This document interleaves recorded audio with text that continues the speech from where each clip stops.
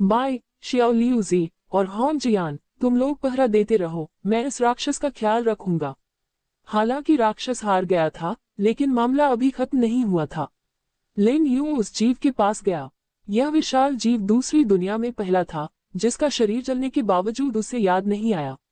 इससे पहले secret rail के उन पॉइजन सेलेस्टियल ड्रैगन्स को छोड़कर बाकी सभी जीव उसने पूरी तरह से जला दिए थे।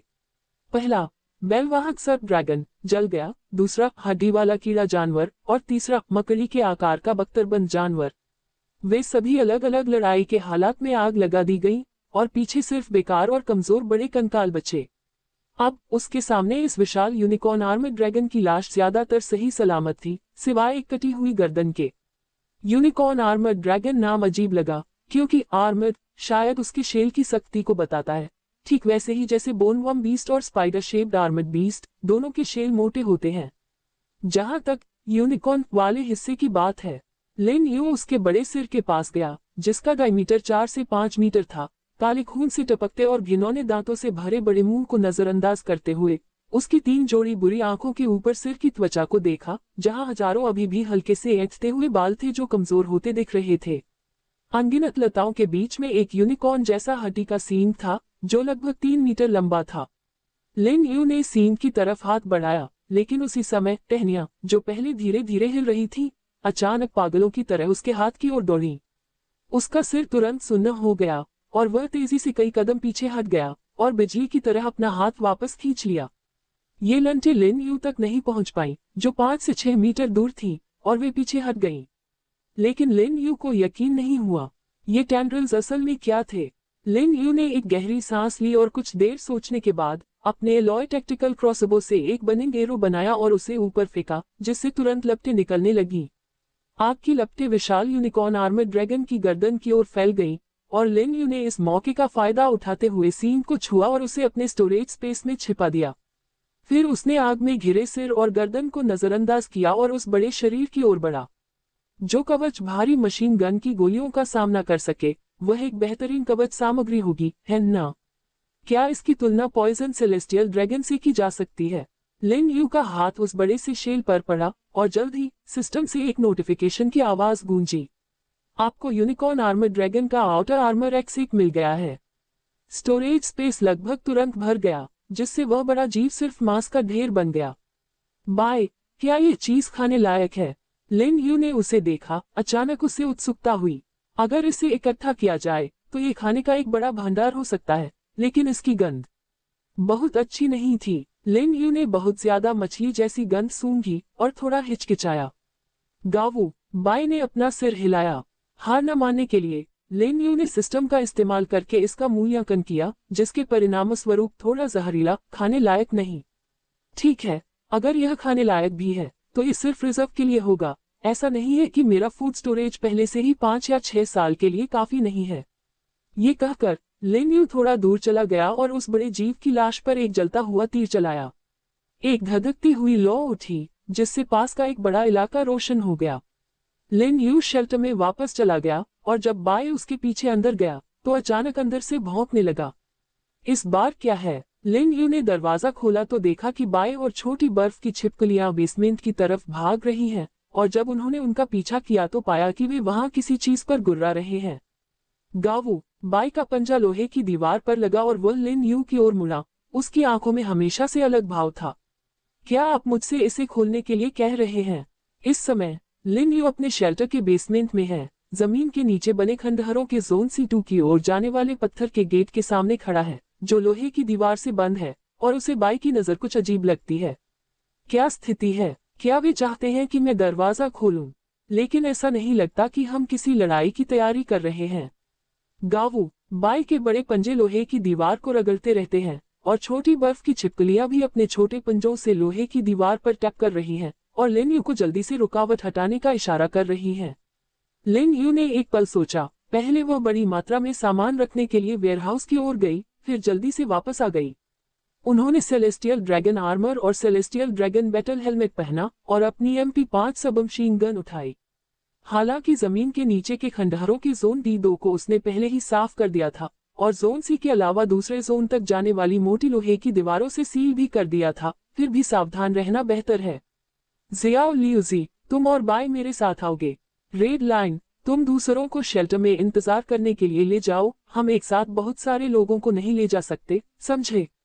अगर सब चले गए तो शेल्टर एक खाली बिल्डिंग जैसा हो जाएगा जिसमें कोई बचाव का इंतजाम नहीं होगा, जो बिल्कुल भी मंजूर नहीं है।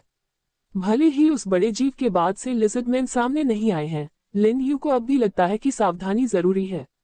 लिटिल आइस लिजर्ड्स लिजर्डमैन से निपटने में काफी माहिर हैं, खासकर रात में, जहां उनकी स्पीड और जमीन के नीचे जाने की काबिलियत लिजर्डमैन को भारी पड़ सकती है। बाकी छोटी बर्फीली छिपकलियों के लिए कुछ खाना और पानी छोड़ने के बाद लिन यू ने जल्दी से लोहे की दीवार को स्टोरेज स्पेस में रख दिया। लगभग उसी समय अंदर से अचानक गर्म हवा का एक झोंका बाहर निकला।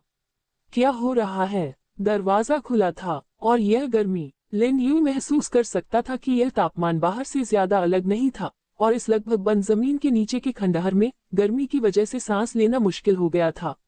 ऐसा क्यों है? लिन यू हैरान थी। क्या जमीन के नीचे ठंडक नहीं होनी चाहिए? भले ही यह इतनी ठंडक ना हो, लेकिन इतनी गर्मी भी नहीं होनी चाहिए।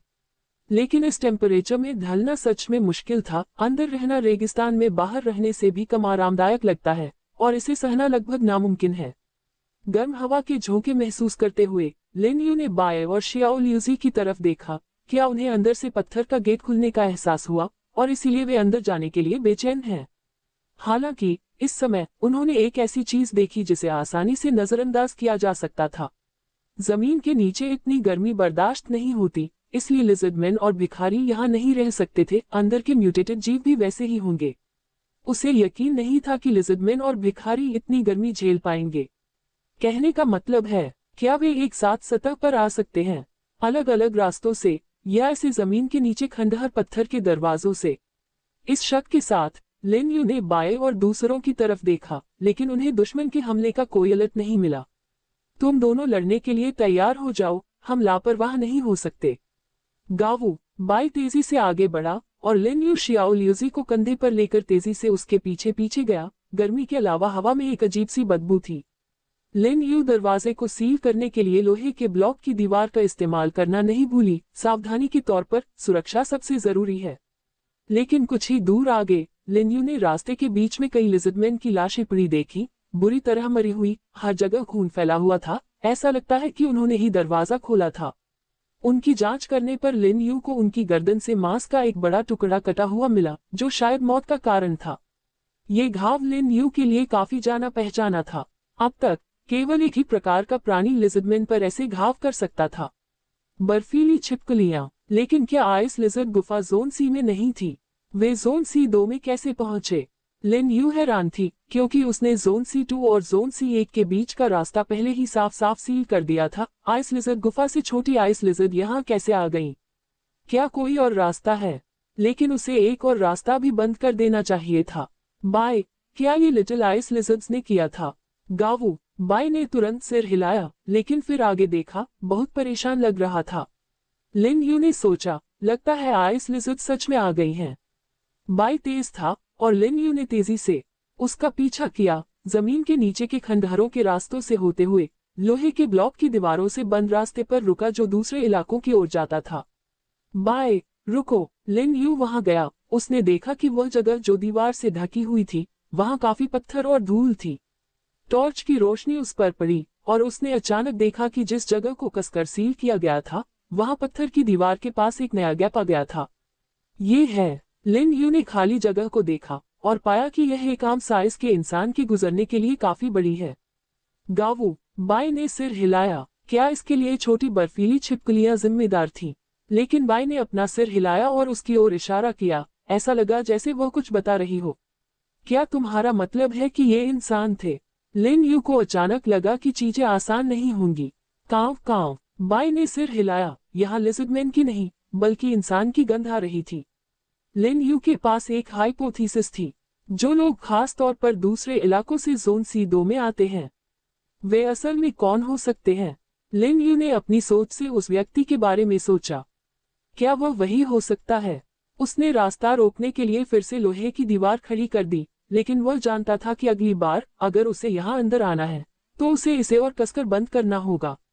बाय के जाने पहचाने बड़े कमरे में वापस जाने पर वह पहले जैसा ही खोखला था। लेकिन ज्यादा तापमान की वजह से वह और भी ज्यादा दम घोंटने वाला लग रहा था। टॉर्च की रोशनी उस बड़ी जगह पर घूमी और लिन यू ने तुरंत 2 गोल पत्थर के ब्लॉक देखे जिन्हें नीचे दबाया गया था। ये वो चीजें थी जिन्हें उसने पिछली बार साफ किया था, फिर भी वे फिर से दिख गईं। म्यूरल के बगल का रास्ता भी पूरी तरह खुला था। जैसा कि उम्मीद थी, उसे अभी लोहे की दीवार में बने गैप के बारे में ख्याल आया। उनकी हाइपोथेसिस में उस व्यक्ति की छवि और भी साफ होती गई। ये व्यक्ति बाद में देखने के लिए वापस आया, असल में इसे चेक करने के लिए वापस आया। इसका कारण शायद सिस्टम वाइड अनाउंसमेंट हो सकता है जिसमें सभी इंसानों को बताया गया था कि वह जोन C2 और जोन C से बाहर निकल गया है। इस वजह से ये व्यक्ति ये देखने के लिए वापस आया कि जोन C में असल में क्या हुआ था, क्योंकि वह जगह असल में दफनाई गई थी और टूटने के बाद हर जगह बिखरी लाशें मिल जाएंगी। उसके अंदाजे से इस आदमी ने पक्का ट्रेजर चेस ड्रॉप की काबिलियत का पता लगा लिया था, इसलिए उसके आने के बाद यह आदमी अपने आइडिया को वेरीफाई करने के लिए वापस आया। और पहले वाले लिजर्डमैन शायद जोन C से थे और आइस लिजर्ड गुफा में मौजूद लिटिल आइस लिजर्ड्स भी शायद। तभी लिन यू ने अचानक शोर सुना और लिटिल सिक्स जो उस समय उसके कंधे पर था वह भी बाहर निकल आया। पुची पुची पुची। अचानक सफेद आकृतियों का एक बड़ा समूह दिखाई दिया और उनकी चीखें सुनकर लिन यू भी हैरान रह गई। छोटी बर्फीली छिपकलियों का झुंड। इन छोटे सफेद जीवों के अचानक दिखने से लिन यू को कोई हैरानी नहीं हुई। उन्हें हैरानी इस बात पर हुई कि आइस लिजर्ड गुफा में छोटी आइस लिजर्ड की संख्या निश्चित रूप से कुछ दर्जन नहीं थी, बाकी कहाँ थी। पुची पुची। छोटी बर्फीली छिपकलियां लिन यू और बाई के सामने जोर जोर से उछल रही थी। ऐसा लग रहा था जैसे कुछ कहना चाह रही हों, जबकि बाई और लिटिल सिक्स भी उनके बगल में धीमी आवाज में दहाड़ रहे थे। कांव कांव। आखिर में बाई ने जोन C से जुड़ने वाले रास्ते की ओर इशारा किया और लिन यू को उस दिशा में जाने का इशारा किया। आइस लिजर्ड गुफा में जरूर कुछ जरूरी हुआ होगा, है ना? लिन यू को कुछ अंदाजा था। अब उसका शरीर पहले से ही पसीने से भीगा हुआ था। इन अंडरग्राउंड खंडहरों के अंदर का टेम्परेचर खतरनाक रूप से ज्यादा था। लिन यू ने बाय और लिटिल सिक्स को देखा, वे भी खुद को संभालने के लिए संघर्ष कर रहे थे, जबकि लिटिल आइस लिजर्ड्स भी उदास दिख रहे थे।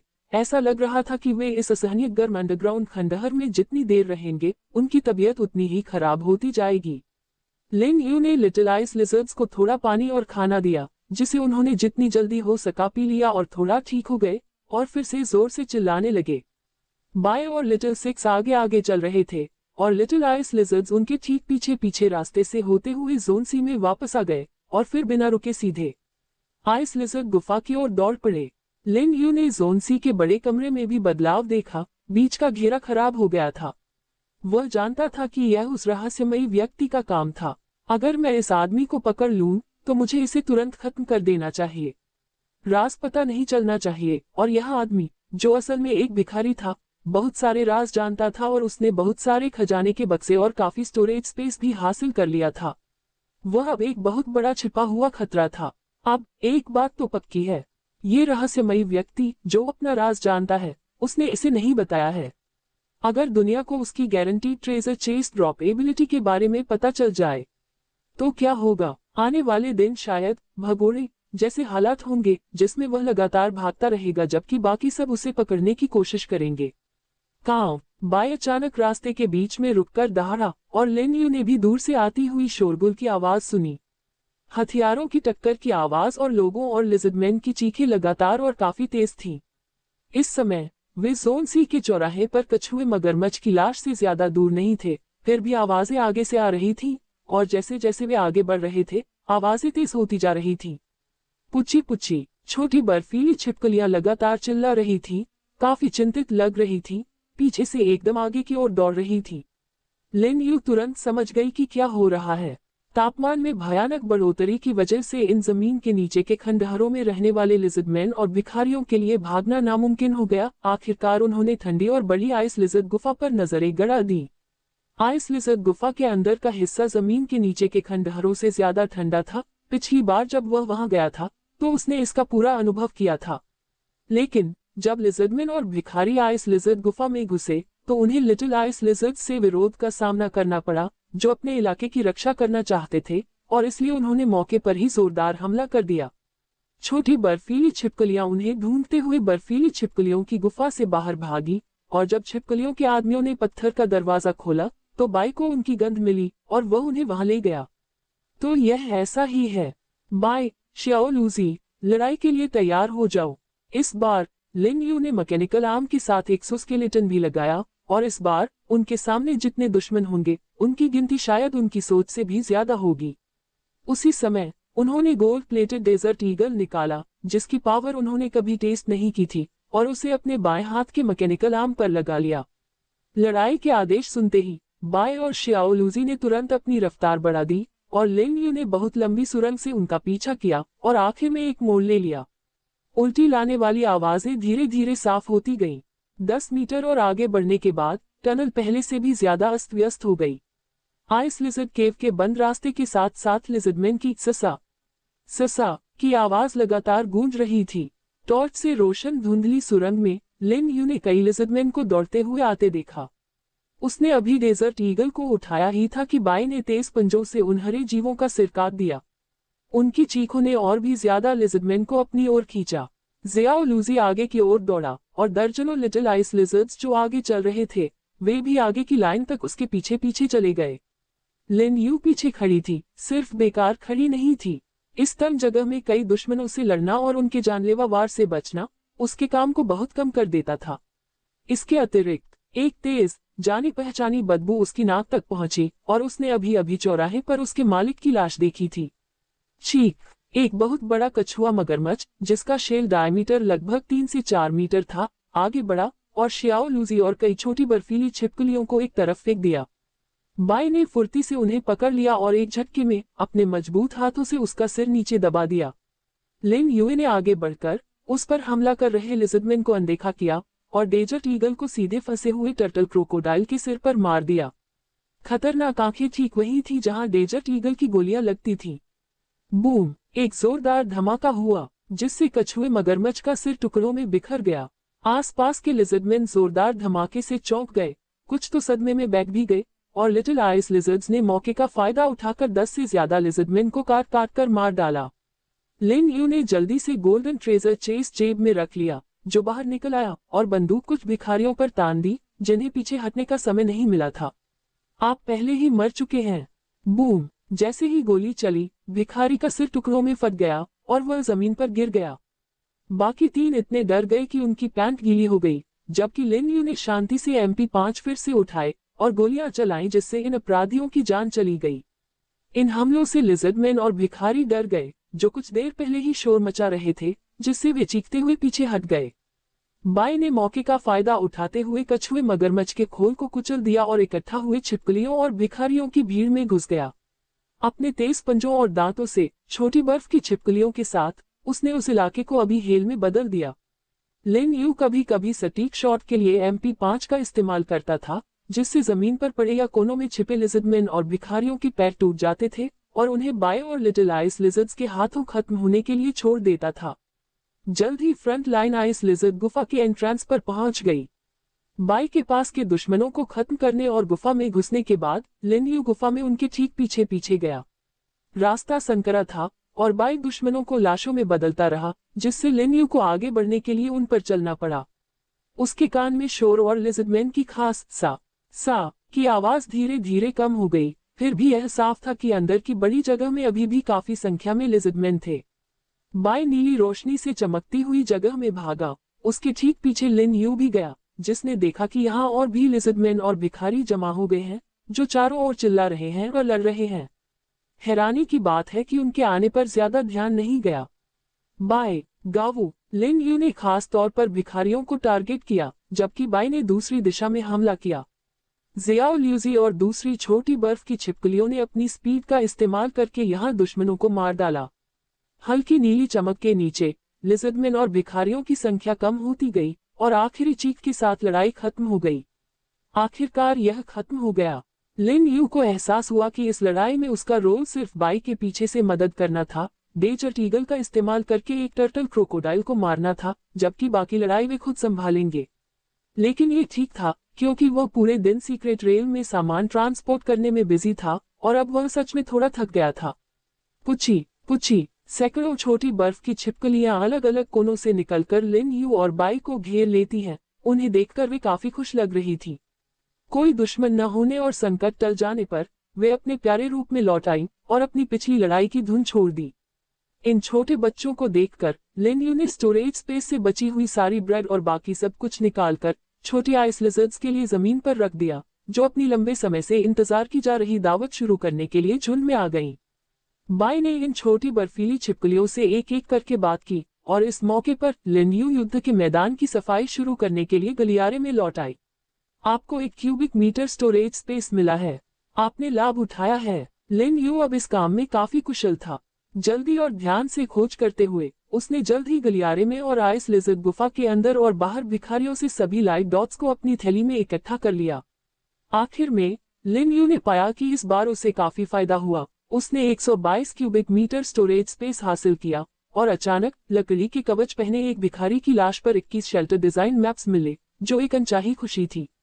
कुल स्टोरेज कैपेसिटी 824 क्यूबिक मीटर से बढ़कर 946 क्यूबिक मीटर हो गई। कैपेसिटी में काफी बढ़ोतरी हुई। वह 1000 क्यूबिक मीटर स्टोरेज स्पेस तक पहुंचने के छोटे लक्ष्य के एक कदम और करीब पहुंच गए हैं। जरूर, उसने लिजर्डमैन की लाशों से सारे हथियार और आर्मर इकट्ठा किए, भले ही उनका इस्तेमाल सिर्फ सर्वाइवल पॉइंट्स के बदले में ही क्यों न हो, फिर भी यह फायदेमंद था। यह उन्हें दूसरे लिजर्डमैन या भिखारियों के उठाए जाने के लिए यहाँ छोड़ने से बेहतर है। लिन यू ने लिजर्डमैन से लगभग 100 लीटर खून और पसीना भी रिजर्व के तौर पर इकट्ठा किया था।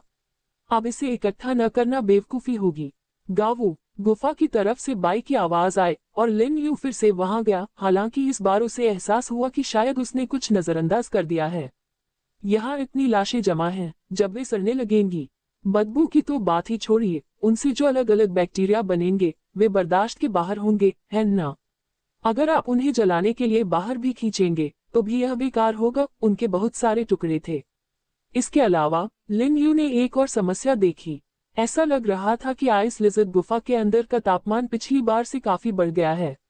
शायद यह अंडरग्राउंड खंडहरों से अचानक बड़े तापमान की वजह से हुआ होगा। फ्लोरोसेंट मॉस की दीवारों को देखकर उसने पाया कि उनकी चमक फीकी पड़ गई थी, खासकर गुफा की ऊपरी छत की दिशा, जिसकी लगभग आधी चमक पहले ही खत्म हो चुकी थी, मानो मरी हुई हो। क्या ये चीजें टेम्परेचर के प्रति इतनी सेंसिटिव हैं? अगर आने वाले दिनों में तापमान बढ़ता रहा तो क्या वे सब मर जाएंगे?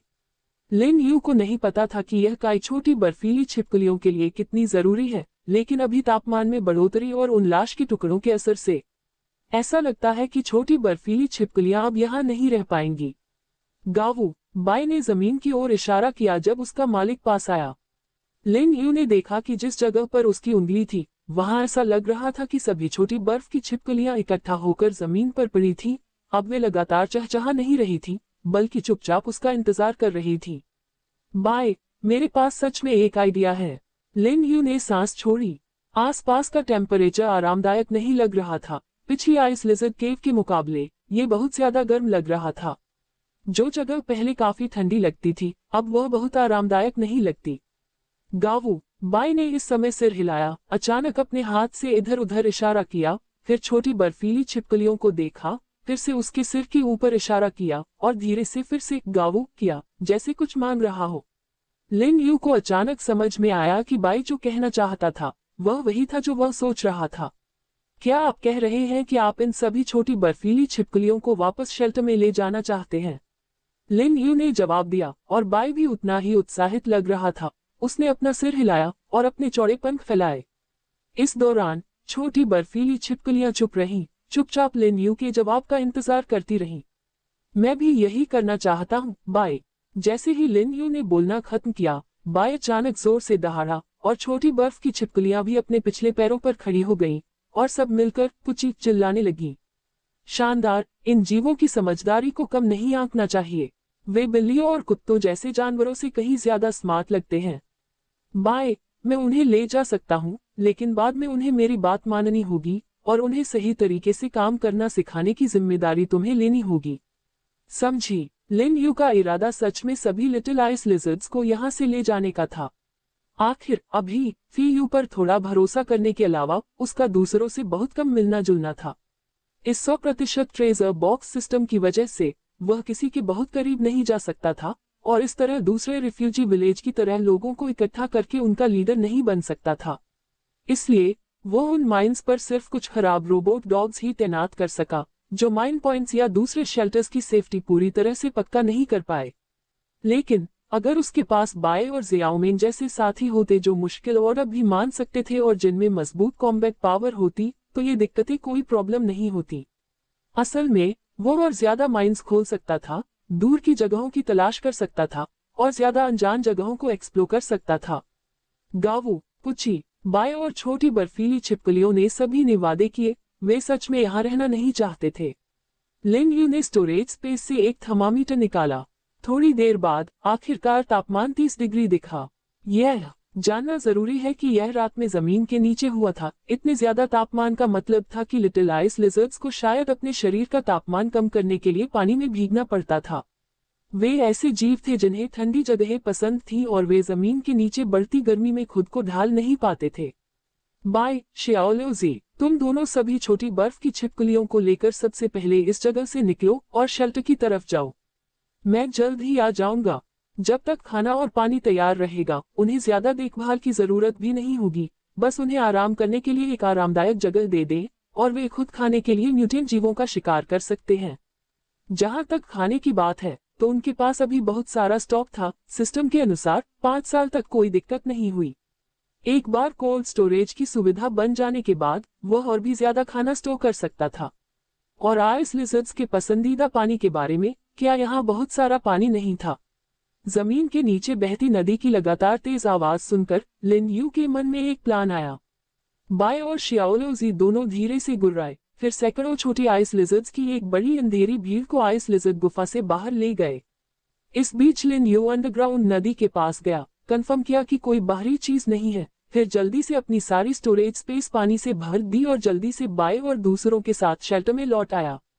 शेल्टर में छोटी आइस लिजर्ड्स लिन यू को अपने परिवार के साथ वापस आते देखकर बहुत खुश हुई और लिविंग रूम, जो एयर कंडीशनिंग से 17 डिग्री पर सेट था, जल्दी से छोटी आइस लिजर्ड्स ने घेर लिया, जो गर्मी से लगभग बेहोश हो गई थी।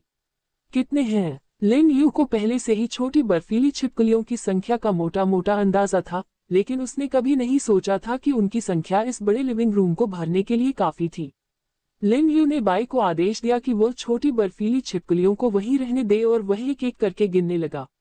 489, 490, 491। हे भगवान, इतने सारे कैसे हो सकते हैं?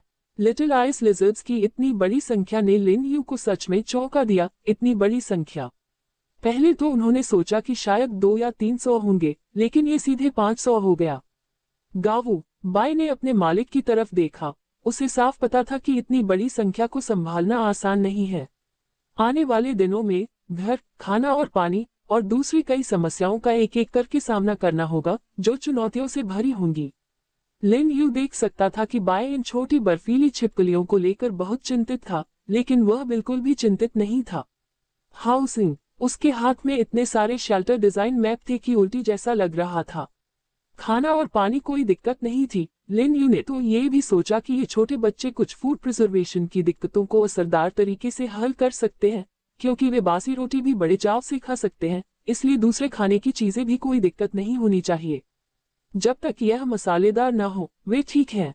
जहां तक आइस लिजर्ड गुफा के असली माहौल को सिमुलेट करने की बात है, लिन यू ने असल में बस इस पर सोचा था। असल में उन्होंने बहुत पहले ही वहां ऐसे ही माहौल वाला एक शेल्टर बनाने के बारे में सोचा था, खास तौर पर बाय और दूसरों के इस्तेमाल के लिए। हालांकि अभी का मेन शेल्टर बहुत बड़ा है, लेकिन सच कहूं तो ये बाय और दूसरों के लिए बहुत सही नहीं है। बाय और ये आइस लिजर्ड जीव नमी और ठंडे माहौल को पसंद करते हैं। जब से लिन यू पहली बार बाय से मिला था, वह हमेशा से यह जानता था। एक साथ इतनी सारी मुसीबतों का सामना करने के बाद, हालांकि बाई को आम माहौल की आदत हो गई है, लेकिन उसके लिए पानी और ठंडक वाली जगह ही उसे पसंद है। तो क्या उन्हें ऐसे माहौल वाली जगह बनानी चाहिए? लिन यू बेसमेंट में गया, अंदर की खाली जगह को जमीन के नीचे नदी के पानी से भर दिया और पानी के टैंक की तरफ 160 स्क्वायर मीटर और जगह बना ली। फिर स्टेनलेस स्टील के आखिरी टुकड़े का इस्तेमाल करके उसने 6 पानी की स्टोरेज टैंक बनाए और बचा हुआ जमीन के नीचे का पानी अंदर डाल दिया। बाय, मेरे साथ बाहर आओ, हम पत्थर की खदान जा रहे हैं। गावू, बाय ने शियाओलोजी और रेड लाइन से बात की और उन्होंने नए साथियों की देखभाल का काम अपने हाथ में ले लिया। बाय ने लिजर्डमैन के पसीने का खून अपने ऊपर लगाया और अपने मालिक के साथ, जिसने लाइट डिसॉल्विंग नाइटवेयर सेट पहना था और जिस पर भी लिजर्डमैन का पसीना लगा था, बेसमेंट के इमरजेंसी रास्ते से बाहर निकल गया। चलो बर्ग माइन जाकर जल्दी जल्दी कई बार वापस आते हैं, इस बार हमें बहुत सारे पत्थर चाहिए और हमारे पास ज्यादा नहीं बचा है। लिन यू का विचार आसान था, एक शेल्टर बनाने के लिए, और वह भी एक बड़ा शेल्टर। आम छोटे शेल्टर को जोड़ना, भले ही हाथ में काफी शेल्टर डिजाइन मैप हो, असल में उनकी अच्छी तरह से प्लानिंग करना दिमाग पर काफी जोर डालता है। लेकिन जब उन्होंने सिस्टम पैनल पर डिजाइन मैप्स को देखा, तो उन्हें एक ऐसा डिजाइन मैप भी दिखा जिसका उन्होंने सिर्फ एक बार इस्तेमाल किया था, advanced large scale shelter design map. इस डिजाइन मैप से मेन शेल्टर की तरह एक बड़ा रहने की जगह बनाई जा सकती है, 520 स्क्वायर मीटर, बिना किसी शेयर्ड स्पेस के।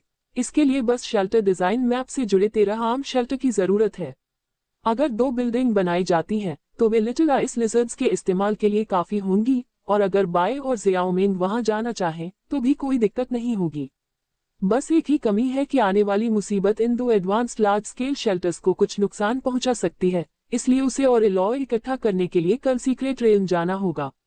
लेकिन अगर कलेक्शन ठीक से नहीं होता है, तो वह पहले जमीन के नीचे एक बड़ा शेल्टर बना सकता है और आइस लिजर्ड केव जैसा माहौल बना सकता है, ताकि वे तबाही के बाद तक टिके रहें। जाने से पहले लिन यू बड़े वेयरहाउस में गया और पहले से खरीदी हुई सभी डामर की सड़कें ले गया। ये ट्रिप सिर्फ पत्थर का सामान वापस लाने के लिए नहीं है, रास्ते में सड़क की मरम्मत भी करनी होगी। रात के आसमान में एक सफेद आकृति अपने पंखों पर ऊंची उड़ान भर रही थी। तेज हवा के बीच लिन यू लैंड करने के पल का इंतजार कर रही थी। 491 लिटिल आइस लिजर्ड्स, यह एक बहुत कीमती कॉम्बैट पावर सप्लीमेंट है, और इन कॉम्बैट सप्लीमेंट्स की वजह से वह ज्यादा से ज्यादा करने में सक्षम है। टैलेंट पहली प्रोडक्टिव ताकत है, और हालांकि लिटिल आइस लिजर्ड्स असली इंसानों का मुकाबला नहीं कर सकती, लेकिन लड़ाई और बात मानने में वे इंसानों से कहीं बेहतर हैं। अब से लेकर आपदा तक करने के लिए और भी बहुत कुछ है। मैं सच में चाहता हूं कि मेरा भी कोई क्लोन हो, हर दिन काम करने से ज्यादा खुशी देने वाला होता है। बाय ने धीरे धीरे इसकी ऊंचाई कम कर दी, जिससे लिन यू अपना सिर पीछे से उठाकर जमीन की ओर देख सका। और इस चांदनी रात में full colour night vision device का इस्तेमाल किए बिना भी उसने खदान में एक अकल्पनीय नजारा देखा। क्या वह पिरामिड है? लिन यू ने जमीन पर पिरामिड जैसे स्ट्रक्चर को देखा, जो चांदनी में हल्की सफेद चमक दिखा रहे थे, और कुछ देर के लिए हैरान रह गया। मैं सीक्रेट दायरे में कब आया? दूसरी दुनिया में पिरामिड कैसे दिखाई दे सकते हैं? लेकिन बाय के सीधे एक पिरामिड पर उतरने में ज्यादा समय नहीं लगा और लिन यू को समझ आ गया कि ये चीजें क्या हैं। ये बहुत बड़े पत्थर के पहाड़ हैं जो अनगिनत पत्थरों, कोयले के ब्लॉक और लोहे के ब्लॉक से बने हैं। लगभग 50 मीटर ऊंचे इस छोटे से पहाड़ से नीचे आते हुए लिन यू ने देखा कि मशीन डॉग्स अभी भी काम कर रहे हैं। वाह, ये लोग सच में बहुत मेहनती हैं, लिन यू ने कहा, अपने बगल वाले को और फिर पास के बाकी 4 को देखते हुए इन मेटल के छोटे जीवों से काफी इम्प्रेस हुआ। क्या इसका मतलब है कि दिन से रात तक काम करना जब तक कि उनका चार्ज लगभग खत्म न हो जाए, और फिर सुबह तक सोलर चार्जिंग के लिए आराम करना और अपना काम जारी रखना? अनजाने में मशीन डॉग्स को लंच ब्रेक के साथ 24 घंटे काम करने का फायदा उठाने देते हुए बड़े शोषक पूंजीपति लिन यू ने उनकी मेहनत की कामयाबी को देखा और यह पक्का किया कि उनका ऑपरेटिंग टेम्परेचर ज्यादा नहीं है और उनमें अभी भी लगभग 90% पावर बची हुई है, और सोच समझकर उनकी मैगजीन फिर से भर दी। उन्हें बंद करें, नामुमकिन, जब तक कि वे किसी दिन सच में टूट न जाएं, नहीं तो वे खुद को चार्ज करके और अपने काम के घंटे आजादी से बांटकर साफ तौर पर ज्यादा हासिल कर सकते हैं। अभी के हालात में, जहां अलग अलग तरह से रिसोर्स की कमी है, लिन यू उन्हें ऐसे ही नहीं रोक सकती थी, भले ही इन 5 पिरामिड के पत्थर के मटेरियल और लोहे के ब्लॉक पहले से ही काफी रिजर्व में थे। सोचने पर नीचे आने की थोड़ी देर बाद लिन यू को चारों तरफ से गर्मी की लहरें आती हुई महसूस हुई, जिससे वह काफी असहज महसूस कर रहा था। ये खराब मौसम सच में बहुत अजीब है। मशीनरी चलने की आवाज आए और लिन यू ने 2 और मशीन डॉग्स को अयस्क निकालते देखा।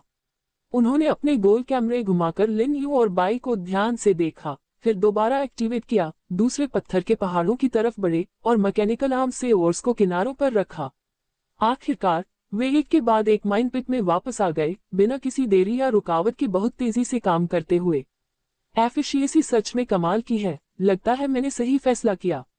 मशीन डॉग्स की वर्क एफिशिएंसी बहुत ज्यादा है और वे रात में भी काम करते रहते हैं, जो उनकी अपनी एफिशिएंसी से कहीं ज्यादा है। लिन यू खदान के गड्ढे में उतरा और ज्यादा बड़े रास्ते से अंदर की ओर बढ़ा। टेम्परेचर तुरंत गिर गया, फिर भी यह काफी अनकंफर्टेबल रहा। मेटल और पत्थर के टकराने की लगातार खनक और खनक अंदर गूंज रही थी, और टॉर्च की रोशनी में लिन यू को अचानक एहसास हुआ कि वह एक बहुत बड़ी जगह में आ गया है। ये स्केल, ये लगभग वहां की नाइट्रेट और माइन के बराबर है ना? पहले से भी ज्यादा चौड़े अथाह अंडरग्राउंड माइन गड्ढे को देखकर लिन यू खुद को हैरान हुए बिना नहीं रह सका। असली खदान का गड्ढा अब एक एंट्रेंस में बदल गया है, जिसमें नीचे और आसपास की जगहें बहुत गहरी और चौड़ी हैं।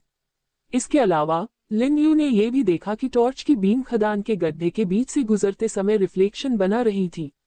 रिफ्लेक्शन, वह क्या हो सकता है? गावू बाई ने इशारा किया कि अगर लिन यू नीचे जाना चाहता है तो उसे भी साथ ले जाना होगा, क्योंकि जमीन के नीचे का गड्ढा काफी गहरा हो गया है, जिससे आसानी से नीचे उतरना नामुमकिन हो गया है। लिन यू को बाई ने उठा लिया और वह तेजी से नीचे की ओर गिर गई। उसे पता चला कि शायद वह पहले कुछ नासमझ था, क्योंकि गहराई शायद 100 मीटर के करीब थी।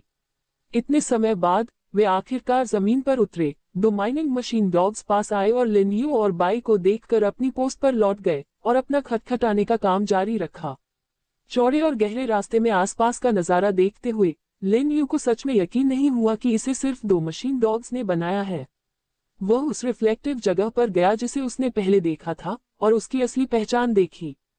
क्या ये क्रिस्टल है? लिन यू ने पाया कि बीच में बड़े ट्रांसपेरेंट या सेमी ट्रांसपेरेंट बैंगनी और सफेद प्रिज्म थे। अगर क्रिस्टल नहीं तो क्या हो सकता है? उन्होंने सिस्टम का इंस्पेक्शन किया, जिसमें पता चला कि अंदर कुछ और छोटे मिनरल्स भी हैं, जैसे मेलाकाइट, हालांकि बहुत कम मात्रा में। लिन यू ने थोड़ा इधर उधर देखा और सच में उसे एक कोना मिला जिसमें 1 मीटर से ज्यादा ऊंचा और 3 मीटर चौड़ा एक छेद था। टॉर्च की बीम के गुजरने पर लिन यू ने तुरंत कंफर्म कर दिया कि यह एक क्रिस्टल गुफा है, जो अंदर से बहुत गहरी है और इसके अंदर की जगह का साइज पता नहीं है। अगर मशीन डॉग्स अंदर गिर गए तो उन्हें बाहर निकलने में मुश्किल हो सकती है।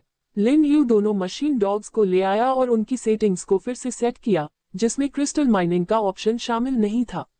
जब उन्हें इस्तेमाल के सही तरीके पता चले तो ये सजावटी चीजें उनके लिए जरूरी नहीं थी। खदान के गड्ढे के बीच में सभी क्रिस्टल इकट्ठा करके लिन यू ने बाई से उसे वापस सतह पर ले जाने को कहा और पिरामिड पर वापस आ गया। क्रिस्टल वापस ले जाने से कोई खास फायदा नहीं होगा, उन्हें इकट्ठा करने के लिए एक शेल्टर बनाना बेहतर होगा। लिन यू ने तुरंत 4 शेल्टर डिजाइन मैप का इस्तेमाल किया और जल्दी से जमीन पर एक स्टोरेज बना दिया। एक बड़ा स्टोरेज स्पेस साफ तौर पर बेहतर है, लेकिन हाथ में एलॉय की कमी का मतलब था कि स्टोरेज स्पेस के तौर पर एक्स्ट्रा शेल्टर डिजाइन मैप्स का सहारा लेना पड़ा। एक बार जब काफी एलॉय हो जाएं, तो बाद में परमानेंट स्टोरेज बनाना काफी होगा। क्रिस्टल को अंदर रखने के बाद लिन यू एक पिरामिड के पास पहुंचा और जल्दी से ट्रांसपोर्ट का काम शुरू कर दिया। हालांकि ठीक इसी समय लिन यू ने अचानक जोरदार गोलियों की आवाज सुनी, साथ में चीखें भी। लिन यू ने तुरंत लड़ाई के लिए तैयारी की, लेकिन गोलीबारी जल्द ही बंद हो गई। 2 पेट्रोलिंग मशीन डॉग्स उसके चारों ओर चक्कर लगाने लगे। गावू बाई ने इशारा किया कि दुश्मन भाग गया है और उसे घटनास्थल पर ले गया। वहां लिजर्डमैन की लाशों का ढेर लगा था, किसी की भी सांस नहीं चल रही थी। इसके अलावा उसने पास में एक गहरा गड्ढा देखा जहां से ये लिजर्डमैन निकले थे। धीरे धीरे हंगामा कम हो गया, आखिरकार पूरी तरह से गायब हो गया और बाकी बचे लिजर्डमैन सच में भाग गए। क्या ये गर्मी बर्दाश्त नहीं कर पाए? स्टोरेज स्पेस भरकर लिन यू ने बाई से जल्द वापस ले जाने को कहा और शेल्टर के ठीक बाहर वापस आ गया। बाई, थोड़ी देर शेल्टर में जाकर आराम करो, बाहर बहुत गर्मी है। शरीर का तापमान दिन के समय जैसा ही महसूस हो रहा था, जो लगातार बढ़ रहा था। बिना वेंटिलेशन के शेल्टर के अंदर सोने से दम घुटने की संभावना थी। बहुत ज्यादा गर्मी। इस मुसीबत का असली डर शायद इसी बात में है। शेल्टर के अंदर खिड़कियां और दरवाजे बंद करने से यह और भी ज्यादा घुटन भरा और असहज हो जाता है। रात में ये हालात और भी खराब हो सकते हैं। फिर भी खिड़कियां और दरवाजे खोलना म्यूटेटेड जीवों को बाहर खाने की इजाजत देगा। सब लोग, क्या हम लिन यू के एक और बड़े जीव को मारने के बारे में बात करना बंद कर सकते हैं?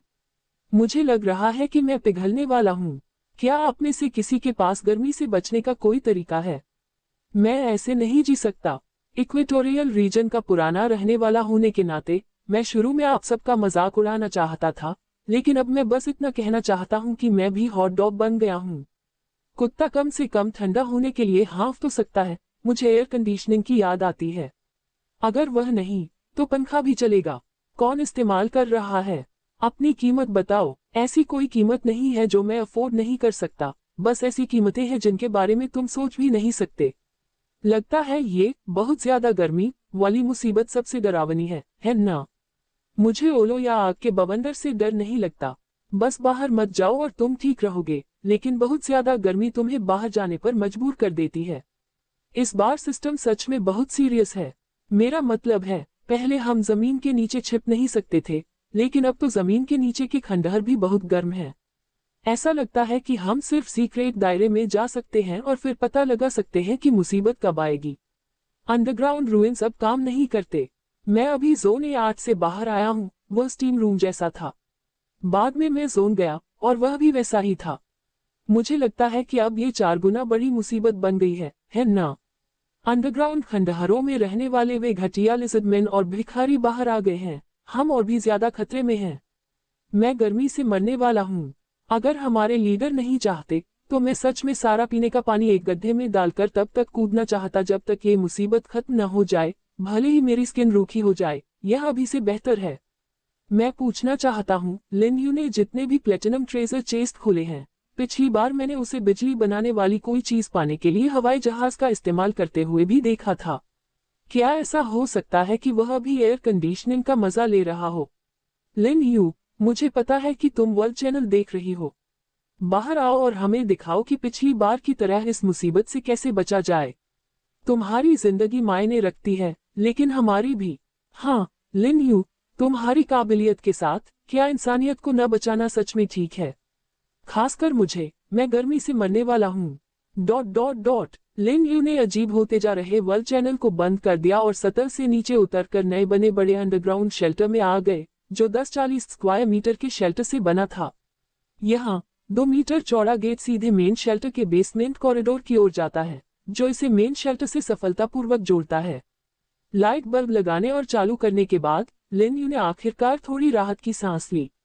नया शेल्टर बनाने का पहला स्टेप पूरा हो गया।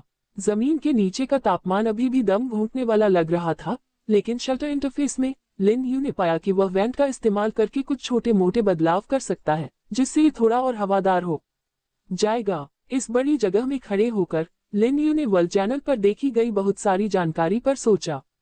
सबसे पहले ये पक्का है कि अंडरग्राउंड रूइंस जोन C2 और जोन C में उसे जो मिला वह कोई इत्तेफाक नहीं था। अंडरग्राउंड रूइंस के दूसरे जोन भी एक जैसे थे। ज्यादा तापमान ने जमीन के नीचे की गहराई पर भी असर डाला, जिससे आपदा आने पर यह शरण के लिए बिल्कुल सही नहीं रहा। इसलिए अब सभी सर्वाइवर्स को मुसीबत से बचने के बजाय उसका सामना करना होगा। जो लोग अब भिखारियों में शामिल होना चाहते हैं, वे भी लिज़र्डमैन की तरह ऊपर से ही बुरी तरह संघर्ष करते रह जाएंगे। बहुत ज्यादा गर्मी की आपदा का असली डर यह है कि यह लोगों को शेल्टर और अंडरग्राउंड खंडहरों से बाहर निकाल देता है। बहुत ज्यादा गर्मी की वजह से सब कुछ बहुत ज्यादा दम घुटने वाला हो जाता है, और रात में अच्छे वेंटिलेशन के बिना पंखे या एयर कंडीशनिंग के दुनिया भर के लोगों को, जिसमें सर्वाइवर, भिखारी और लिज़र्डमैन भी शामिल हैं, शेल्टर, अंडरग्राउंड खंडहर या गुफाओं से बाहर आना पड़ता है। दिन में तो मैनेज हो जाता है, लेकिन रात में मुश्किल होना तय है। रात में वहां पागल म्यूटेटेड जीव इंतजार कर रहे होते हैं। इसके अलावा इस ट्रिपल आपदा में बहुत ज्यादा गर्मी सिर्फ एक आपदा है, बाकी 2 बड़े ओले और आग के बवंडर हैं। ये सबसे घातक हैं। आप किसी शेल्टर में दम घुट सकते हैं या ओलों से कुचले जा सकते हैं, या बेसमेंट या अंडरग्राउंड खंडहर में दम घुट सकता है, या गुजरते हुए आग के बवंडर से राख में बदल जाए। सचमुच दुनिया खत्म करने वाली आपदा। बेशक इस आपदा की हद ओलों और आग के बवंडर के डायमीटर की साइज पर भी निर्भर करती है। अगर ओले अंगूर के आकार के हो या अगर आग के बवंडर का व्यास 10 मीटर से ज्यादा हो। लिन यू को यकीन है कि इन सर्वाइवर्स की अभी की हालत को देखते हुए उनमें से 1/3 ऐसे ही खत्म हो सकते हैं। बेशक ये बहुत बुरी हालत लिज़र्डमैन और भिखारियों पर भी एक जैसी लागू होती है। अंडरग्राउंड खंडहरों की सुरक्षा के बिना उन्हें भी 3 मुसीबतों का सामना करना पड़ता है। खुशकिस्मती से मेरे पास बिजली है, मेरे पास एयर कंडीशनिंग है। लिन यू खुशकिस्मत था कि उसके पास ये चीजें थी, जैसे बर्फबारी के दौरान एक तेज चिमनी, जिससे वह भयानक गर्मी की मुसीबत को झेल सका। जहां तक वर्ल्ड चैनल पर नैतिक दबाव डालने वालों की बात है, जो कहते हैं कि अगर उनके पास है तो सबके पास होना चाहिए और एयर कंडीशनिंग मिलनी चाहिए, ये बिल्कुल बेतुकी बात है। उन्होंने 150 स्क्वायर मीटर के कमरे को पत्थर की दीवारों से अलग किया और शेल्टर इंटरफेस में पार्टीशन वॉल पर आसानी से 2 एयर कंडीशनर लगाए, साथ में उनके आउटडोर यूनिट भी। फिर उन्होंने मेन शेल्टर से वायरिंग कनेक्ट की और एयर कंडीशनर को सफलतापूर्वक जोड़ दिया। अब सोलर मैट्रिक्स से बिजली का उत्पादन काफी है, साथ ही विंड पावर उत्पादन भी, जो इन आम घरेलू उपकरणों को चलाने के लिए काफी है, भले ही कुछ एक्स्ट्रा कैपेसिटी हो। लिन यू ने एयर कंडीशनिंग चालू कर दिया और ठंडी हवा चलने लगी, जिससे धीरे धीरे बेसमेंट से बासी हवा बाहर निकलने लगी। बहुत ज्यादा आरामदायक, लेकिन सच में वे मोरल ब्लैकमेलर सच में बहुत मजेदार हैं। लिन यू को फिर से उनकी बातें याद आई। भले ही उन्होंने अपनी भलाई के लिए एक एक करके एयर कंडीशनर भेजे हों, लेकिन उन लोगों के पास कोई पावर जनरेटर नहीं था। क्या उसे संत की तरह काम करना था और उनके लिए जनरेटर भी लगाना था? उनके खाने और सोने का भी ध्यान रखना चाहिए, है ना? बस मर जाने के बारे में क्या ख्याल है? जो लोग अपने लिए कोशिश नहीं करते और सिर्फ अच्छा करने वालों को देखकर सोचते हैं कि उन्हें बचाने के लिए उन्हें भी कोशिश करनी चाहिए, ऐसी सोच बहुत बड़ी प्रॉब्लम है। वे खुद कोई समाधान क्यों नहीं निकालते या ज्यादा मेहनत करने के बारे में क्यों नहीं सोचते? बस बचाव के इंतजार में पड़े रहना और मोरल ब्लैकमेल का सहारा लेना, सच में। इसके अलावा लिन यू को यह अजीब लगा कि इतनी सारी मुसीबतों के बाद भी ऐसे लोगों को खत्म क्यों नहीं किया गया। ये सच में थोड़ा अविश्वसनीय था। दुनिया नाइंसाफी से भरी है और इस नाइंसाफी ने एक तरह का बैलेंस भी बनाया है। पिरामिड हमेशा से मौजूद रहा है, पुराने समय से लेकर अब तक, धरती से लेकर दूसरी दुनिया तक। उसे इंसानियत को बचाने में कोई दिलचस्पी नहीं है। वह जो कर सकता है करता है, लेकिन वह कोई बेबी सिटैया संत नहीं है। जो भी हो, उन्हें जो कहना है कहने दो। वैसे भी ये पहली बार नहीं है, लिन यू ने कहा, जैसे ही उसने सिस्टम पैनल फिर से खोला और उसे पहले बनाए गए एक स्ट्रक्चर का ब्लूप्रिंट मिला। जल्द ही कमरे के एक कोने में एक छोटा और खुरदुरा पत्थर का बाथटब दिखाई दिया। पत्थर का बाथटब छोटा था, 1 मीटर ऊंचा और 2 मीटर लंबा और चौड़ा। सिर्फ एक बनाना काफी नहीं था। लगभग 500 छोटी बर्फीली छिपकलियों के साथ कम से कम 50 स्नानघर बनाने की जरूरत है ना? 150 स्क्वायर मीटर्स की आराम की जगह को छोड़कर इस बड़े अंडरग्राउंड शेल्टर में अभी भी उनके इस्तेमाल के लिए 250 स्क्वायर मीटर्स जगह थी। फिर वो पूरे इलाके को बाथटब से पक्का कर सकता है। जहां तक कुछ समय बाद सीलन और फफूंद की बात है, तो वह भी कुछ नहीं कर सकता। अगर आप हर चीज के बारे में ज्यादा सोचेंगे तो कुछ नहीं हो पाएगा, है ना? जल्द ही लिन यू ने और 59 पत्थर के बाथटब बनवाए। कुछ रास्ते और आराम करने की जगहों को छोड़कर पूरी जगह लगभग बाथटब से भर गई थी। पानी का इस्तेमाल बहुत ज्यादा माना जा सकता है, लेकिन मेरे पास जमीन के नीचे नदी का और भी ज्यादा पानी है जो मैं वापस लाया हूँ, लिन यू ने कहा, जब उसने धीरे धीरे अपने स्टोरेज स्पेस से जमीन के नीचे नदी का पानी जुड़े हुए बड़े 240 स्क्वायर मीटर के बाथ में डाला। जल्द ही जैसे ही पानी का लेवल धीरे धीरे बढ़ा और किनारे तक पहुंच गया, लिन यू ने पानी के ओवरफ्लो होने से पहले ही उसे रोक दिया। फिर उसने बाथटब में आराम करने के लिए कुछ पत्थर डाले और उसे सेट करने के बाद उसने आखिरकार राहत की सांस ली। ठीक है, आखिरकार यह बन गया। हालांकि यह अभी भी काफी पुराना है, लेकिन ये लिटिल आइस लिजर्ड्स के रहने के लिए एक अच्छा माहौल होना चाहिए। ऐसा करने के बाद यह एक अच्छा ब्रेकिंग पॉइंट है। लिन यू ने हाथ बढ़ाया और दरवाजे से मेन शेल्टर में वापस चली गई। उसने कुछ खाना निकाला और उसे फिर से बाएं और छोटी बर्फीली छिपकलियों में बांट दिया। अच्छे से खाओ और आराम करो, और कल से वे अपनी ट्रेनिंग शुरू कर पाएंगे, है ना? लिन यू एक आइस लिजर्ड कॉर्प्स चाहता था जो अपनी जगह पर अकेले रह सके और इस हद तक बढ़ सके कि वे खुद ही एक रिसोर्स पॉइंट की रक्षा कर सके। और आज पहला कदम था। बाय, तुम लिटिल आइस लिजर्ड्स को आराम करने के लिए अपने नए बेडरूम एरिया में ले जा सकते हो, वहां ज्यादा आरामदायक है, लिन यू ने बाई का कंधा थपथपाते हुए कहा।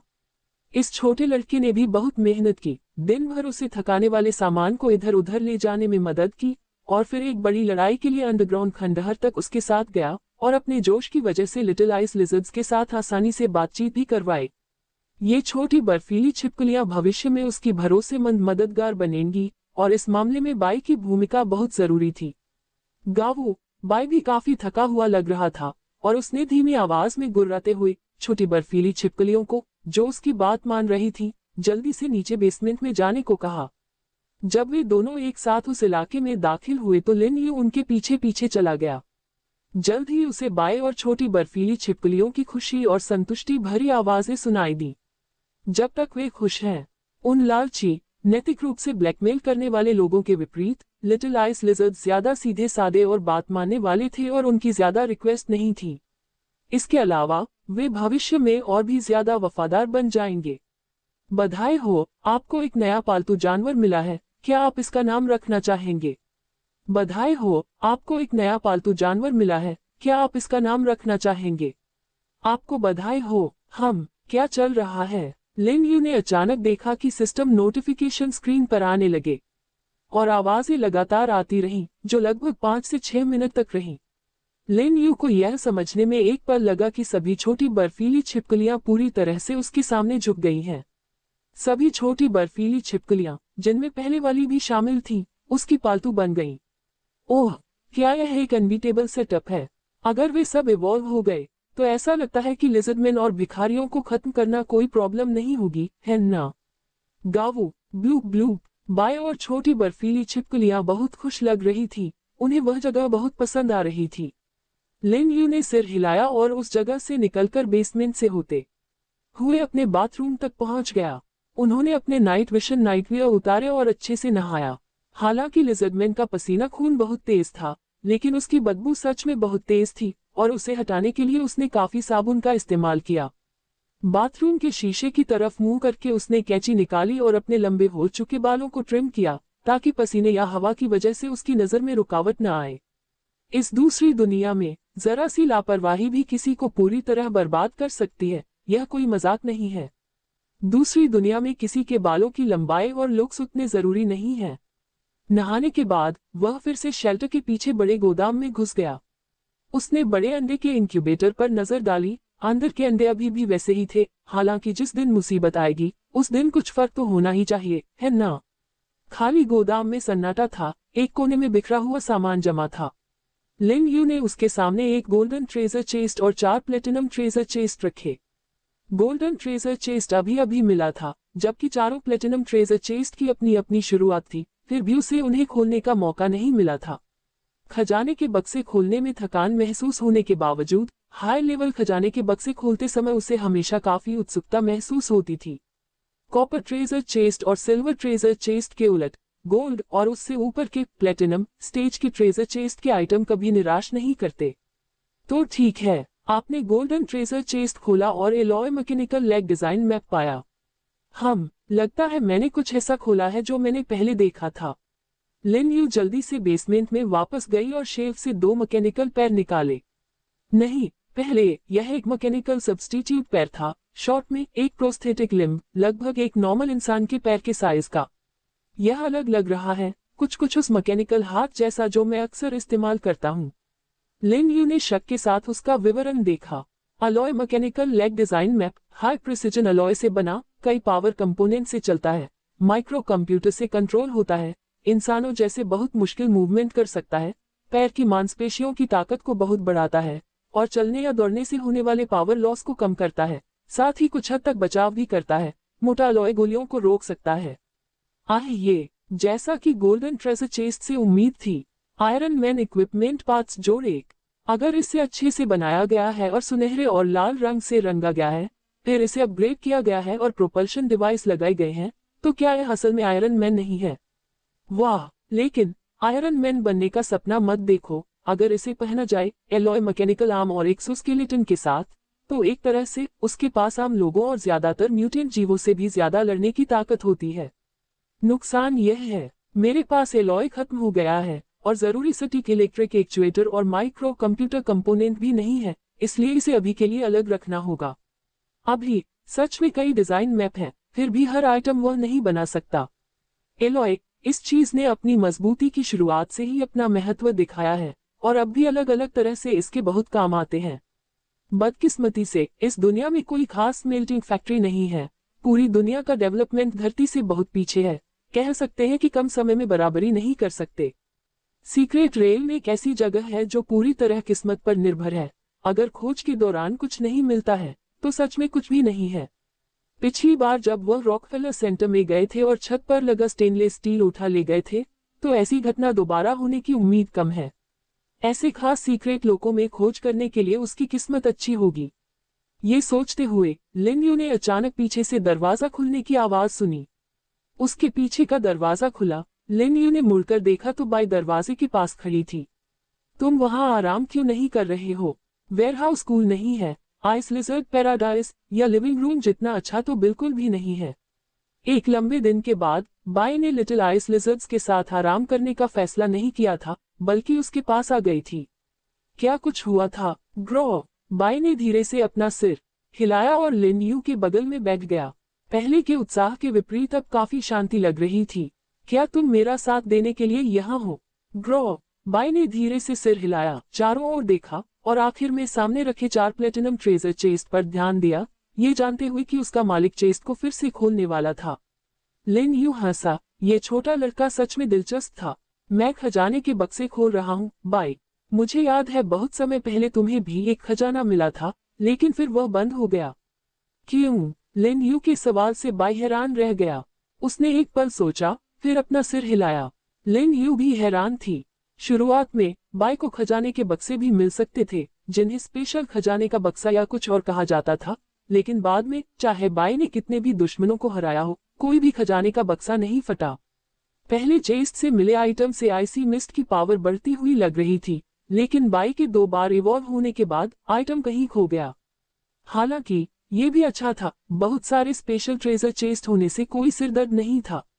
बाई उन प्लेटिनम ट्रेजर चेस्ट को घूरता रहा। उसे पता था कि सिर्फ उसके मालिक ने ही उन्हें खोला था, या ज्यादा सही कहें तो उसने सिर्फ अपने मालिक को ही उन्हें खोलते देखा था। वे बड़े म्यूटेटेड जीव जब हार जाते तो ये चीजें उसके सामने पैदा कर देते। लिन यू ने बाई की तरफ देखा। ये छोटा सा लड़का चेस्ट खोलने में काफी लगा हुआ था, और ऐसा लग रहा था कि वह लिटिल आइस लिजर्ड्स के साथ रहने के बजाय उसके साथ रहना पसंद कर रहा था। उसने फिर से बाई के कंधे पर थपथपाया। रात गहरी हो चुकी थी और काम अभी खत्म नहीं हुआ था। 4 प्लेटिनम ट्रेजर चेस्ट को खोलना पड़ा, क्योंकि इसमें काफी देर हो गई थी। उसने नहा लिया था, उसका चेहरा और हाथ साफ थे, और गोल्डन ट्रेजर चेस्ट खुलने पर उसमें कुछ अच्छा मिला। उम्मीद है प्लेटिनम वाले भी उतने ही अच्छे होंगे। लिन यू ने एक गहरी सांस ली, खड़ी हुई और पहले प्लेटिनम ट्रेजर चेस्ट की ओर चल पड़ी। चलो, लगातार 4 बार इन्हें खोलते हैं। आपको मिला various alloy mega gift pack X2। आपको मिला large gym design blueprint X1। आपको मिला high precision multifunctional combat armour X1 medium size photovoltaic power matrix X1। आपको मिला modular armed armoured vehicle X1। Lin Yu, क्या आज मेरी किस्मत बहुत अच्छी है? आज के प्लेटिनम ट्रेजर चेस्ट का सामान इतना असाधारण क्यों लगता है? Multiple alloy mega gift pack, और उनमें से 2, एक बड़ा जिम और साथ में एक मीडियम साइज का फोटोवोल्टाइक पावर मैट्रिक्स जो पहले भी आ चुका है। इतना ही नहीं, बल्कि इसमें high precision multifunctional combat armour और एक मॉड्यूलर आर्मर्ड गाड़ी भी है। लिन यू ने किसी और चीज की चिंता नहीं की और बस मॉड्यूलर आर्म्ड गाड़ी निकाल ली। एक सफेद रोशनी चमकी और उसके सामने एक नाव जैसी आर्मर्ड गाड़ी दिखाई दी जो लगभग 6 मीटर लंबी, 3 मीटर से ज्यादा चौड़ी और लगभग 3 मीटर ऊंची थी। ये वो ट्रैक्ट गाड़ी नहीं थी जिसे लिन यू ने याद किया था, बल्कि यह कैमोफ्लाज एलॉय मॉन्स्टर थी जिसमें 3 जोड़ी बड़े पहिए थे और जो मोटा आर्मर जैसा लग रहा था। उन्होंने देखा कि इसमें रोबोट डॉग स्लॉट लोडर जैसे मॉड्यूल छत पर, दोनों तरफ हेडलाइट्स के ऊपर, कार्गो होल्ड के किनारों पर और पीछे लगे थे, कुल मिलाकर 16। दिखने से ही यह काफी शानदार लग रहा था। ग्रो, बाय अपने मालिक के सामने विशाल धातु के जानवर को देखकर पहले की तरह हैरान नहीं हुआ। इतने छोटे डिब्बे से इतनी बड़ी चीजें निकलना कोई अजीब बात नहीं थी। ये जानने की ज्यादा उत्सुकता थी कि इस गाड़ी में क्या खास बात है जो एक बीच बगी जैसी दिखती थी जिस पर यह कभी सवार हुई थी। बाय, तुम्हें पता है, अब से हम तिरछी दिशा में चल सकते हैं। लिन यू काफी उत्साहित थी। हालांकि अभी के लिए यह आर्मर्ड गाड़ी बिना किसी हथियार के एक आम गाड़ी थी, लेकिन एक आर्मर्ड गाड़ी फिर भी एक आर्मर्ड गाड़ी ही है।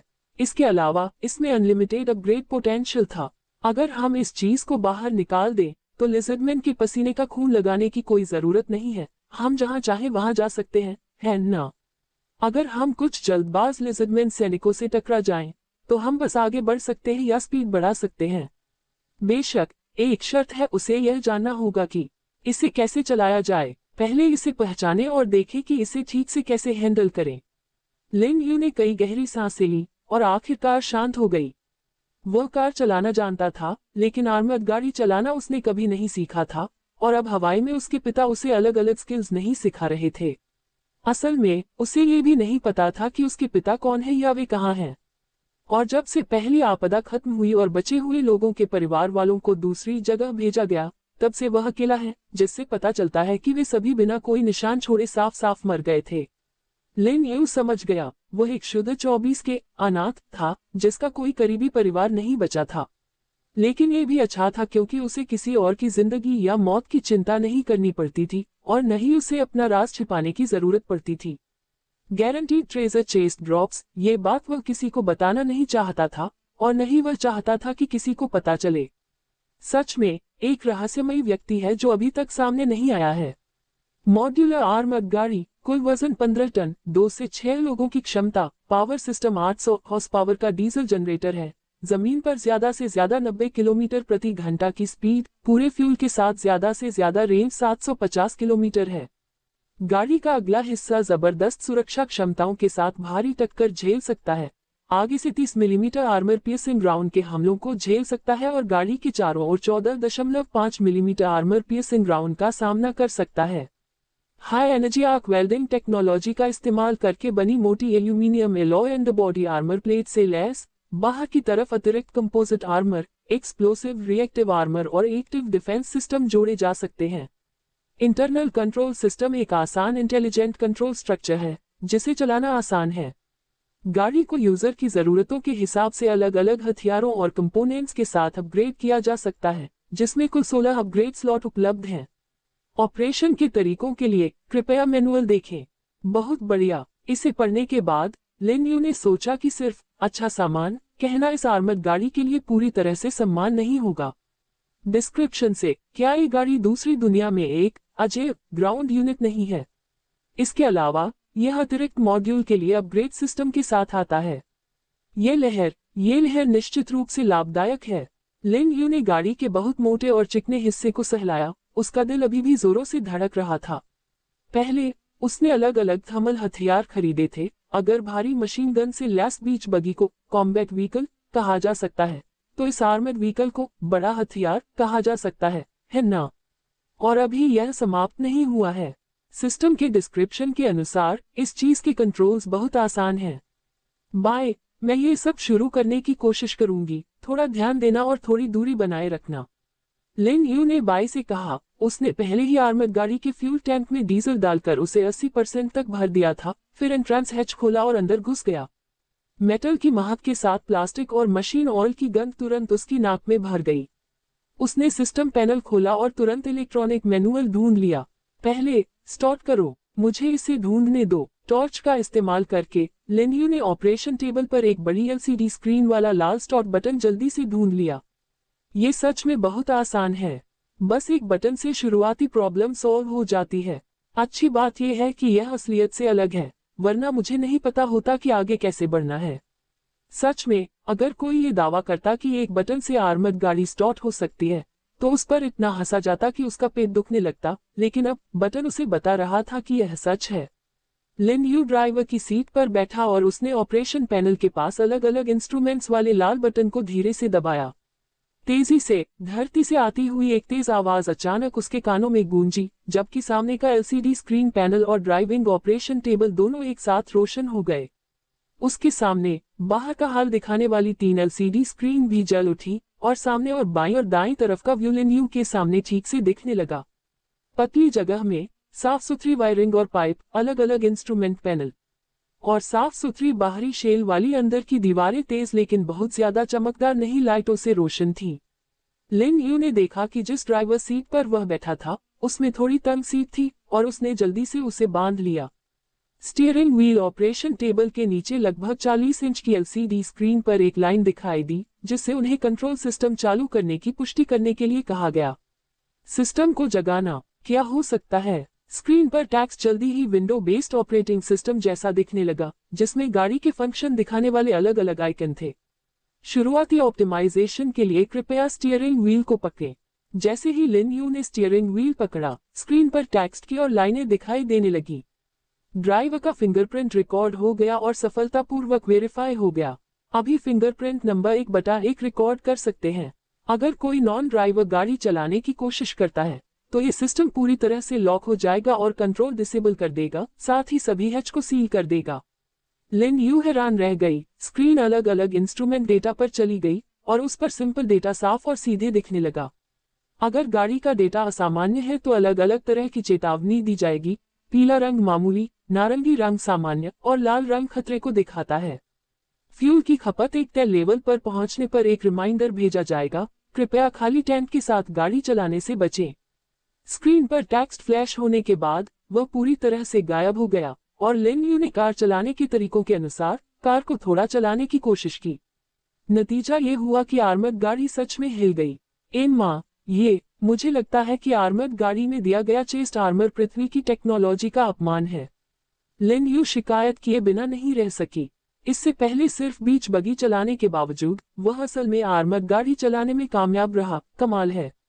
हालांकि आर्मर्ड गाड़ी की स्टार्ट होने और सक्सेसफुली अपना पहला कदम उठाने के साथ ही लिन यू भी पूरी तरह से इसी हालत में थी। ड्राइविंग पूरी तरह से हाथ की जानकारी पर निर्भर करती है।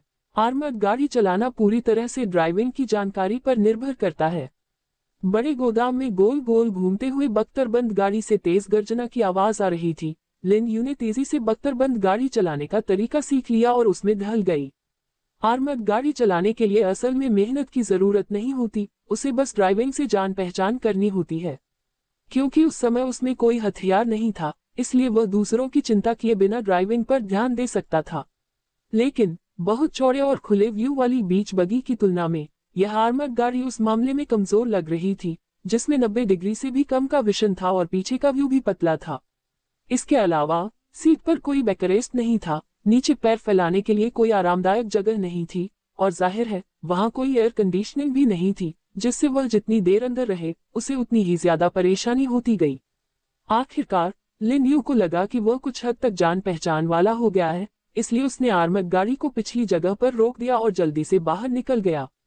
बहुत ज्यादा पसीना बहाते हुए, जैसे उसने अंदर नहाया हो, लिन यू बाई के पास वापस आया, जो हमेशा गाड़ी को उत्सुकता से देख रहा था, और वह भी बैठ गया। बाई, तुम अंदर नहीं रह सकती, ये स्टीमर की तरह है, सच में बर्दाश्त से बाहर है।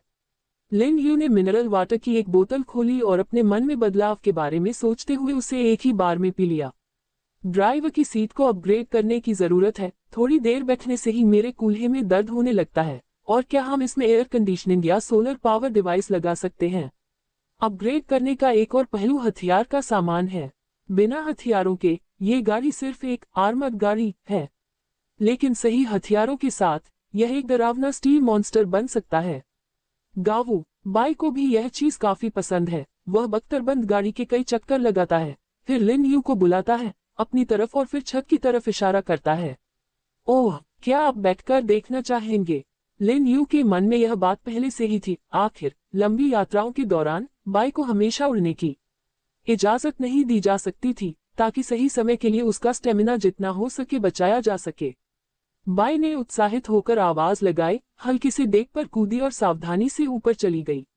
आखिरकार वह गाड़ी की छत पर बैठ गया। साफ तौर पर काफी खुश था, यहाँ तक कि उसने अपने पंखों को उनकी लिमिट तक फैला दिया और उन्हें धीरे से फड़फड़ाया। हाँ, यह एक आर्मर्ड गाड़ी वाला ड्रैगन है जिसे कोई हरा नहीं सकता। लिन यू को बाई के ऊपर आने की चिंता नहीं थी।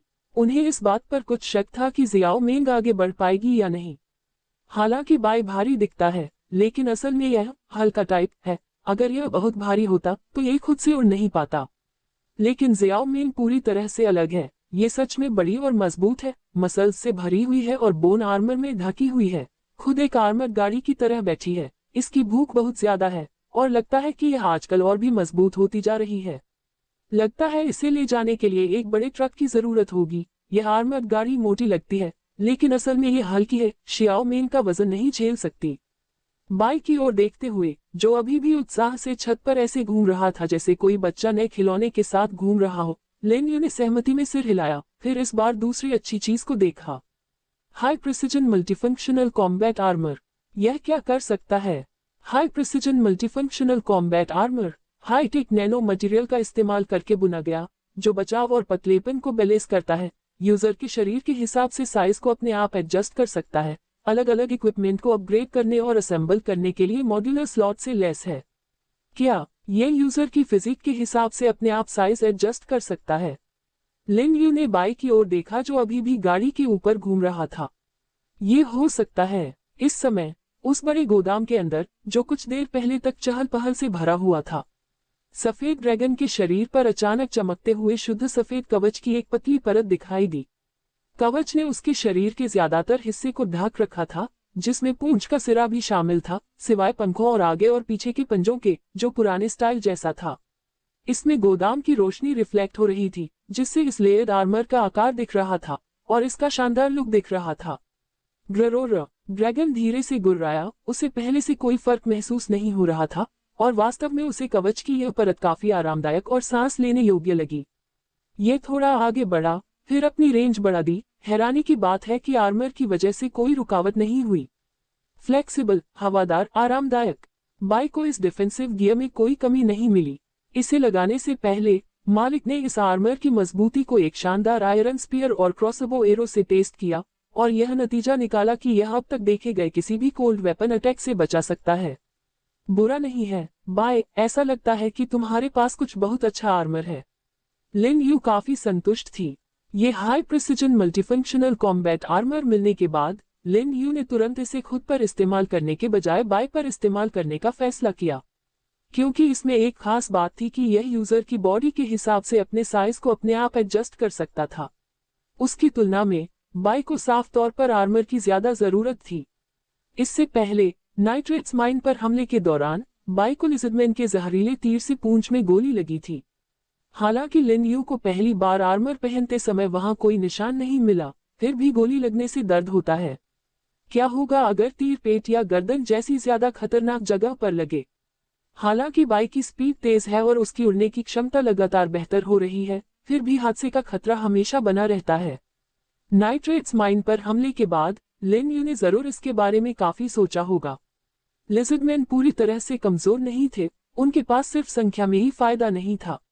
नाइट्रेट ओर की लड़ाई में वह करीब 10,000 लिजर्डमैन और सैकड़ों भिखारियों को इसलिए हरा पाया क्योंकि उसके पास अभी के हथियार और सामान थे। साथ ही बाय और ज़ियाओ मेन की लड़ाकू ताकत, साथ ही मशीन डॉग्स भी थे, जो लिजर्डमैन की ताकत से कहीं ज्यादा थे।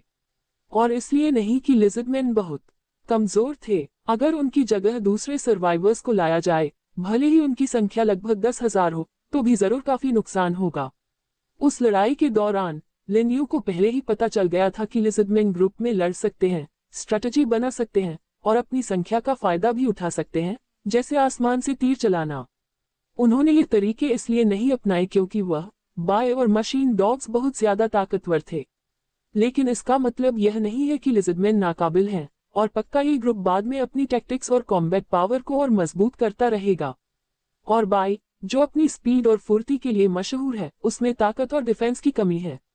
खासकर डिफेंस में लिजर्डमैन के तीर भी उस तक पहुंच सकते हैं। ज़ियाओ मेन के उलट, जिसके पास सुरक्षा के लिए एक बहुत सख्त एक्सोस्केलेटन है, बाय जीतने के लिए सिर्फ स्पीड और फुर्ती पर भरोसा कर सकता है। लेकिन अगर बिना बदलाव के इस स्टेटस को बनाए रखा गया, तो इस वजह से किसी दिन जरूर भारी नुकसान होगा। इसलिए उन्होंने ये कवच खुद पहनने के बजाय बाय को दे दिया। सेलेस्टियल ड्रैगन बैटल हेलमेट और सेलेस्टियल ड्रैगन आर्मर उसके लिए काफी है, और बचे हुए पॉइजन सेलेस्टियल ड्रैगन शील्ड्स के साथ एक बार जब वह लेग आर्मर बना लेता है, तो उसे लगभग अजेय माना जा सकता है। इसके अलावा मैकेनिकल आर्म और एक्सोस्केलेटन उसे पंखों वाले बाघ की तरह और ताकत देते हैं। मल्टीफंक्शनल मॉड्यूलाइज्ड आर्मर व्हीकल का तो कहना ही क्या, जो उसकी डिफेंस को काफी बढ़ा देता है।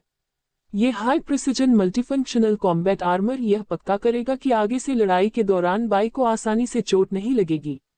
आउटस्टैंडिंग आयरन स्पीयर और क्रॉसबो एरो भी इसे भेद नहीं सकते। इससे शायद बाय अपनी लड़ने की क्षमता को ज्यादा से ज्यादा कर पाएगा। बाय, तुम इसमें बहुत डैशिंग लग रही हो, बस ज़ियाओ मेन को यह मत दिखाना, वरना वह जल जाएगी। लिन यू ने मजाक में कहा।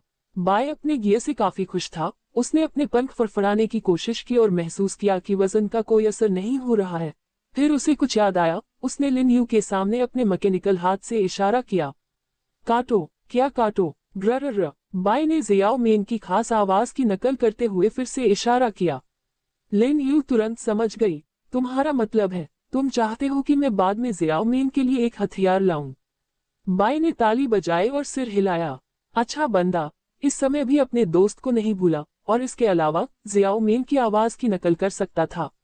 ये छोटा सा लड़का किस लेवल की इंटेलिजेंस तक पहुंच गया है।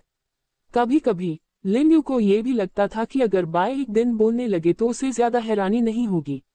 बहुत बुद्धिमान ड्रैगन प्रजाति के प्रभाव के बारे में बात करते हुए उन्हें बचपन का एक एनिमेशन याद आया, अनाथालय में, जहां दयालु लेकिन कम समय के लिए रहने वाले डिप्टी डायरेक्टर एक बार उन्हें और कुछ बच्चों को अपने घर ले गए थे। लिविंग रूम में टीवी पर एक हरे ड्रैगन के बारे में एक एनिमेटेड कहानी चल रही थी जो स्केटिंग करता है और गिटार बजाता है। उस हरे ड्रैगन को डैन समथिन कहा जाता था। वह अक्सर सनग्लासेस पहनता था और चिप्स खाना पसंद करता था, जो उसके पहले वाले छोटे ड्रैगन से थोड़ी मिलती जुलती थी। लेकिन बात करें तो जियाओ मेन के लिए हथियार ढूंढना सच में आसान नहीं है। जियाओ मेन बहुत ताकतवर है, उसका डिफेंस बहुत मजबूत है और कम दूरी पर भी उसकी स्पीड बढ़ जाती है।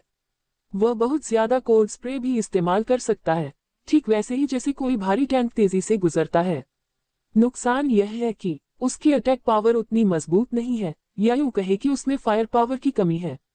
बाई सही था, हमें शियाओ मेन को हथियार दिलाने का कोई तरीका निकालना होगा। कल सुबह इंटीग्रेटेड फोर्जिंग वर्कशॉप में काम करने और फिर बाई के लिए सही हथियार बनाने का मौका क्यों नहीं लेते। लिन यू ने इस बारे में सोचा और एक फैसला लिया। लिजर्डमैन और भिखारी की वजह से कई चीजों में देरी हुई है। Green house, melting furnace, integrated forging workshop, यहाँ तक कि खजाने के बक्से खोलना भी उतना मजेदार नहीं रहा। अगर उनका दखल न होता तो लिन यू का मानना है कि वह कई चीजों को लॉजिकली ऑर्गेनाइज कर सकता था। अलग अलग रिसोर्स इकट्ठा करने के लिए सीक्रेट दुनिया में घूमना, अंडरग्राउंड खंडहरों को खोजना, सड़कें बनाना, गलाना, फोर्जिंग, पौधे लगाना, ब्रीडिंग, माइनिंग। अब देखने पर बस एक ही चीज आसानी से चल रही है, वह है इन हरे रंग के लोगों से बचाव के लिए शेल्टर का लगातार अपग्रेड। अब तक तो रात हो चुकी है। लिन यू ने हाथ बढ़ाया, सिस्टम पैनल खोला और फेई यू से संपर्क किया। आज ये काम हो जाने के बाद सीधे बिस्तर पर जाना है, भले ही कल ज्यादा कुछ करने को न हो, फिर भी एनर्जेटिक रहना बहुत जरूरी है। लिन यू, हम सीक्रेट रेल से लौट आए हैं और हमें तुम्हें वह देना होगा जो पिछली बार तुम्हारा बकाया था। जैसे ही तुम ये देखो, जवाब देना। फेई यू के साथ प्राइवेट चैट इंटरफेस में उसने कुछ देर पहले ही यह मैसेज भेजा था। लिन यू को याद आया कि उस समय उसे आर्मर्ड गाड़ी चलाने का बहुत शौक था, इसलिए उसने इस पर ध्यान नहीं दिया। पिछली बार जिस चीज का जिक्र हुआ था वह शायद क्रॉसबो एरो डिजाइन और अलग अलग सप्लाई थी जो लिजर्डमैन नाइट रेड के दौरान फीयू के रिफ्यूजी विलेज को उसे देनी थी। उस समय रिफ्यूजी विलेज की रक्षा में क्रॉसबो तीरों ने अहम भूमिका निभाई थी, लेकिन क्योंकि उनके पास ज्यादा रिसोर्स नहीं थे और उन्हें माइग्रेट करना पड़ा, इसलिए फेयू ने कुछ समय के लिए इसे देने और बाद में चुकाने का प्रस्ताव रखा, जिसे उन्होंने मान लिया। अब ऐसा लगता है कि फेयू ने पिछले 2 दिनों में वादा किया गया सामान इकट्ठा कर लिया है। ऐसा लगता है कि वह काफी भरोसेमंद है। कौन कह सकता है कि फेयू लीडर बनने के लायक नहीं है। उस लड़ाई के बाद से फेयू हर तरह से काफी आगे बढ़ गई है और एक काबिल लीडर से भी बढ़कर बन गई है। अब इस बात को सामने लाकर वह अपने कैरेक्टर को और साबित कर रहे हैं। इस दूसरी दुनिया में कोई कानूनी या नैतिक रुकावटें नहीं हैं। कोई यह आदेश नहीं देता कि वादे पूरे किए जाएं, धोखा कभी ना हो या गठबंधन और भाईचारा बना रहे। लेकिन कुछ लोग अब भी समझते हैं कि बिना किसी रोक टोक के भी ये काम किए जाने चाहिए। लिन यू ने उन्हें कुछ समय के लिए उधार देने की अनुमति इसलिए दी ताकि उन्हें परखा जा सके। अगर वे फेल हो गए तो वे अजनबी हो जाएंगे और सब कुछ बेकार हो जाएगा। लेकिन अगर वे सफल हो गए तो रिश्ता चाहे जो भी हो वह बना रहेगा। दूसरी दुनिया में रिश्ते नाजुक होते हैं और रिश्ते ऐसे होते हैं जैसे पतली बर्फ पर चल रहे हों। इस दूसरी दुनिया में भरोसा सबसे दुर्लभ चीज है। फेयू, मैं अपनी तरफ से तैयार हूँ, अपना वादा निभाने के लिए धन्यवाद। जवाब देने के बाद लिन यू खड़ा हुआ और अपनी मसल्स को स्ट्रेच किया।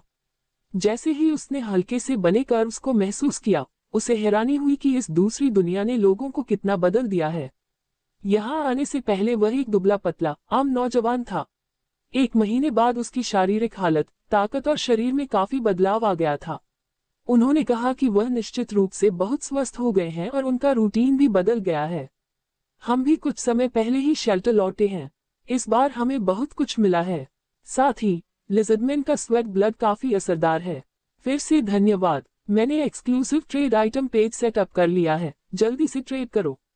उसी समय फेयू का मैसेज आया। आखिरकार उनमें एक लीडर जैसा व्यवहार दिख रहा है, हमेशा लोगों पर हावी रहने वाला नहीं। वह काफी अच्छा कर रहे हैं। लिन यू ने वर्ल्ड चैनल खोला और जल्दी ही एक्सक्लूसिव ट्रेड ढूंढ लिया। आपको मिला है जिंक अलॉय की 400 यूनिट, प्लेक्सी ग्लास की 400 यूनिट, डामर रोड सरफेस की 200 यूनिट। क्या यह उम्मीद से ज्यादा है? लिन यू ने चैट रिकॉर्ड चेक किया और याद आया कि इसमें 300 unit alloy, 300 unit plexi glass और 200 यूनिट एस्फाल्ट रोड सरफेस होना चाहिए। तुमने एक्स्ट्रा दिया है फेयू। जो लेना चाहिए वो लो, जो नहीं लेना चाहिए वो मत लो। ये हमारी तारीफ का टोकन है। आपके क्रॉसबो एरो डिजाइन और लिजर्डमैन के स्वेट ब्लड के बारे में इंटेल के बिना हम अब आपसे बहुत अलग होते हैं ना। प्लीज मना मत करना। फेयू ने रिफ्यूजी विलेज में सभी के साथ अपनी एक फोटो भेजी जिसमें सभी काफी खुश दिख रहे थे और फेयू ने थम्स अप दिया। ओह, अभी अभी मैंने आपकी तारीफ की कि आप एक लीडर की तरह हैं और आप इतनी जल्दी फिर से वैसे हो गए। लेकिन क्या इन लोगों को अभी पानी से बाहर निकाला गया है? वे पसीने से भीगे हुए हैं, तो मैं खुशी खुशी मान लूंगा। क्या आपके पास कोई एक्स्ट्रा एलॉय या कुछ और जरूरी है? मैं देख सकता हूं कि क्या मैं आपके साथ ट्रेड कर सकता हूं। लिन यू ने सभी नए आइटम एक बड़े वेयरहाउस में रख दिए। जब उसने देखा कि वेयरहाउस में थोड़ी भीड़ बढ़ गई है तो उसे बहुत अच्छा लगा। डामर सड़क को फिर से बनाया जाता है और सबसे दुर्लभ एलॉय हासिल किया जाता है। आरामदायक। वैसे क्या मुझे अभी 2 एलॉय पैक नहीं मिले? लिन यू ने खजाने के डिब्बे से 2 अलग अलग एलॉय पैक निकाले और बाद में दोनों डिब्बे गायब हो गए। अलग अलग एलॉय पैक खोलने के लिए कंफर्म करें। क्या इन्हें भी कंफर्मेशन की जरूरत है? वह शिकायत करने से खुद को रोक नहीं पाया और एक खाली जगह की ओर गया। ये देखना चाहता था कि सिस्टम कितना एलॉय देगा और एलॉय की कितनी मात्रा बिग पैक कहलाती है। और चूंकि 2 हैं तो दोनों को खोल ही लेते हैं। उसने बाई की तरफ देखा जो आर्मर गाड़ी पर आगे पीछे चल रहा था और अपने आर्मर को छू रहा था। खोलने के लिए कंफर्म करें। इस समय अचानक उसकी आंखों के सामने एक चमक सी चमकी। आपको मिला है titanium alloy X30, zinc alloy X60, hard aluminium alloy X60, brass X30, white copper X30, stainless steel X60, manganese steel X60। Lin Yu, अभी कुछ अद्भुत हुआ। लिन यू ने स्टोरेज स्पेस को देखा और एलॉय के 30 टुकड़े जो उसने पहले कभी नहीं देखे थे जमीन पर रख दिए। चिकनी और चमकदार सतह को घूरते हुए उसका दिल जोर जोर से धड़क रहा था। टाइटेनियम मिश्र धातु आखिरकार मिल गया। जब से उन्होंने आइस लिजर्ड गुफा में टाइटेनियम आयरन ओर का थोड़ा सा माइनिंग किया, तब से उन्हें इस मशहूर एलॉय की चाहत थी जिसे अक्सर एरोस्पेस टेक्नोलॉजी जैसे एडवांस्ड इक्विपमेंट में देखा जाता है। लेकिन मेल्टिंग फर्नेस बहुत कमजोर थी और कभी चालू ही नहीं हुई, जिससे टाइटेनियम आयरन और गोदाम के एक कोने में पड़ा रह गया। अगर इसे अकेला छोड़ दिया जाता तो फर्नेस में जंग लग सकता था और वह देर सवेर कबाड़ बन सकती थी। टाइटेनियम एलॉय, यह शायद अभी सबसे अच्छा उपलब्ध मटेरियल है। लिन यू ने गहरी सांस ली। अगर शेल्टर, अलग अलग हथियार, armour, exoskeleton, mechanical arm, robot dog और ऐसे सभी टाइटेनियम एलॉय पर स्विच हो जाएं, तब सचमुच डरने की कोई बात नहीं होगी। दूसरे शब्दों में अजेय अच्छा होता अगर यह सच में ऐसा होता, लेकिन टाइटेनियम एलॉय की 30 यूनिट्स बहुत कुछ करने के लिए काफी हैं।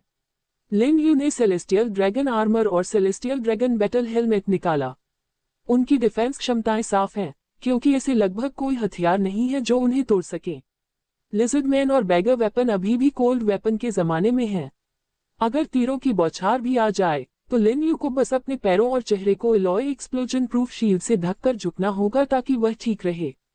तीर, यहाँ तक कि आर्मर पियर्सिंग तीर भी शायद उसके डिफेंस को भेद नहीं पाएंगे। लेकिन हर चीज की अच्छी तरह तैयारी करनी होगी। कंटिजेंसी के बारे में कौन जानता है? वह पॉइजन सेलेस्टियल ड्रैगन के शेल के ढेर के सामने आया, फिर तुरंत वर्ल्ड चैनल खोला और 2 किलोग्राम सब्जियों के बदले में एक लकड़ी का लेग आर्मर डिजाइन मैप पाया। लकड़ी के लेग आर्मर को पूरा करने के बाद उसने इसे जिंक अलॉय मटेरियल में अपग्रेड करने के लिए यूनिवर्सल अपग्रेड डिजाइन मैप का इस्तेमाल किया। इसके बाद सेलेस्टियल ड्रैगन लेग आर्मर में अपग्रेड किया गया। ये हो गया तो अब हम इसे टाइटेनियम एलॉय में अपग्रेड कर सकते हैं। पूरे सेलेस्टियल ड्रैगन आर्मर सेट को titanium alloy celestial dragon armour set में अपग्रेड करने के लिए intermediate universal upgrade design map X3 की जरूरत है।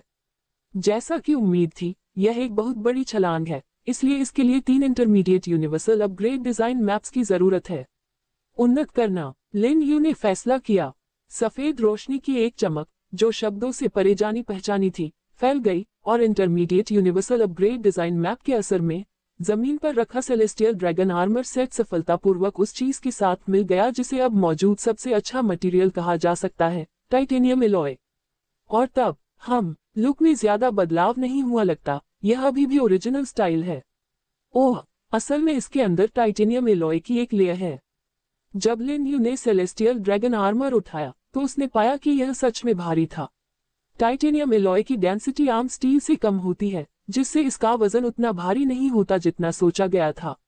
इसे पहनने पर उन्होंने पाया कि अंदर टाइटेनियम एलॉय की लगभग 3 सेंटीमीटर मोटी परत से उन्हें कोई परेशानी नहीं हुई, बल्कि इस वजन से उन्हें ठोस टाइटेनियम एलॉय से मिलने वाली सुरक्षा का एहसास हुआ। Titanium alloy celestial dragon armour set शुरू में ठोस, हवादार, हल्का और वाटरप्रूफ, जंग लगने से बचाने वाला, आग से बचाने वाला, आम गोलियों से बचाने वाला, मजबूत और बहुत टिकाऊ, अब और भी ज्यादा मजबूत लगता है। उसने titanium alloy celestial dragon battle helmet और titanium alloy celestial dragon leg armour पहना। लिन यू को अचानक लगा जैसे उसने कुछ जाना पहचाना पहना हो। क्या मैं अब सेंट सेया हूँ? वाह, अगर मैं कोई कॉस्मिक धमाका कर पाता तो वह सच में ऐसा ही होता। तथापि खड़ा करना अभी भी संभव है। कई अलग अलग पोज करने के बाद उसे कोई रुकावट महसूस नहीं हुई। इसके बजाय आर्मर के बाहरी हिस्से की वजह से पोज और भी शानदार लग रहा था। फ्लेक्सिबिलिटी की बात पर जरा भी असर नहीं पड़ा, हालांकि कुल वजन थोड़ा बढ़ गया। उनका मानना था कि एक बार एक्सोस्केलेटन लग जाने पर इतना वजन भी कोई दिक्कत नहीं होगी। लिन यू अब पूरी तरह संतुष्ट महसूस कर रही थी, यह अपग्रेड सच में काम करता है। एक बहुत मजबूत आर्मर मिलने के बाद, जो उसके शरीर का ही हिस्सा लगता है, इस बार यह पक्का काम का है। जहां तक हथियारों की बात है, उन्हें टाइटेनियम एलॉय की सीमित मात्रा के साथ अपग्रेड करने की कोई जरूरत नहीं है, और वे अभी भी काफी हैं। अगर टाइटेनियम एलॉय इस्तेमाल करने का कोई कारण ढूंढना हो, यह ज़ियाओ मेन के लिए हथियार बनाते समय होना चाहिए।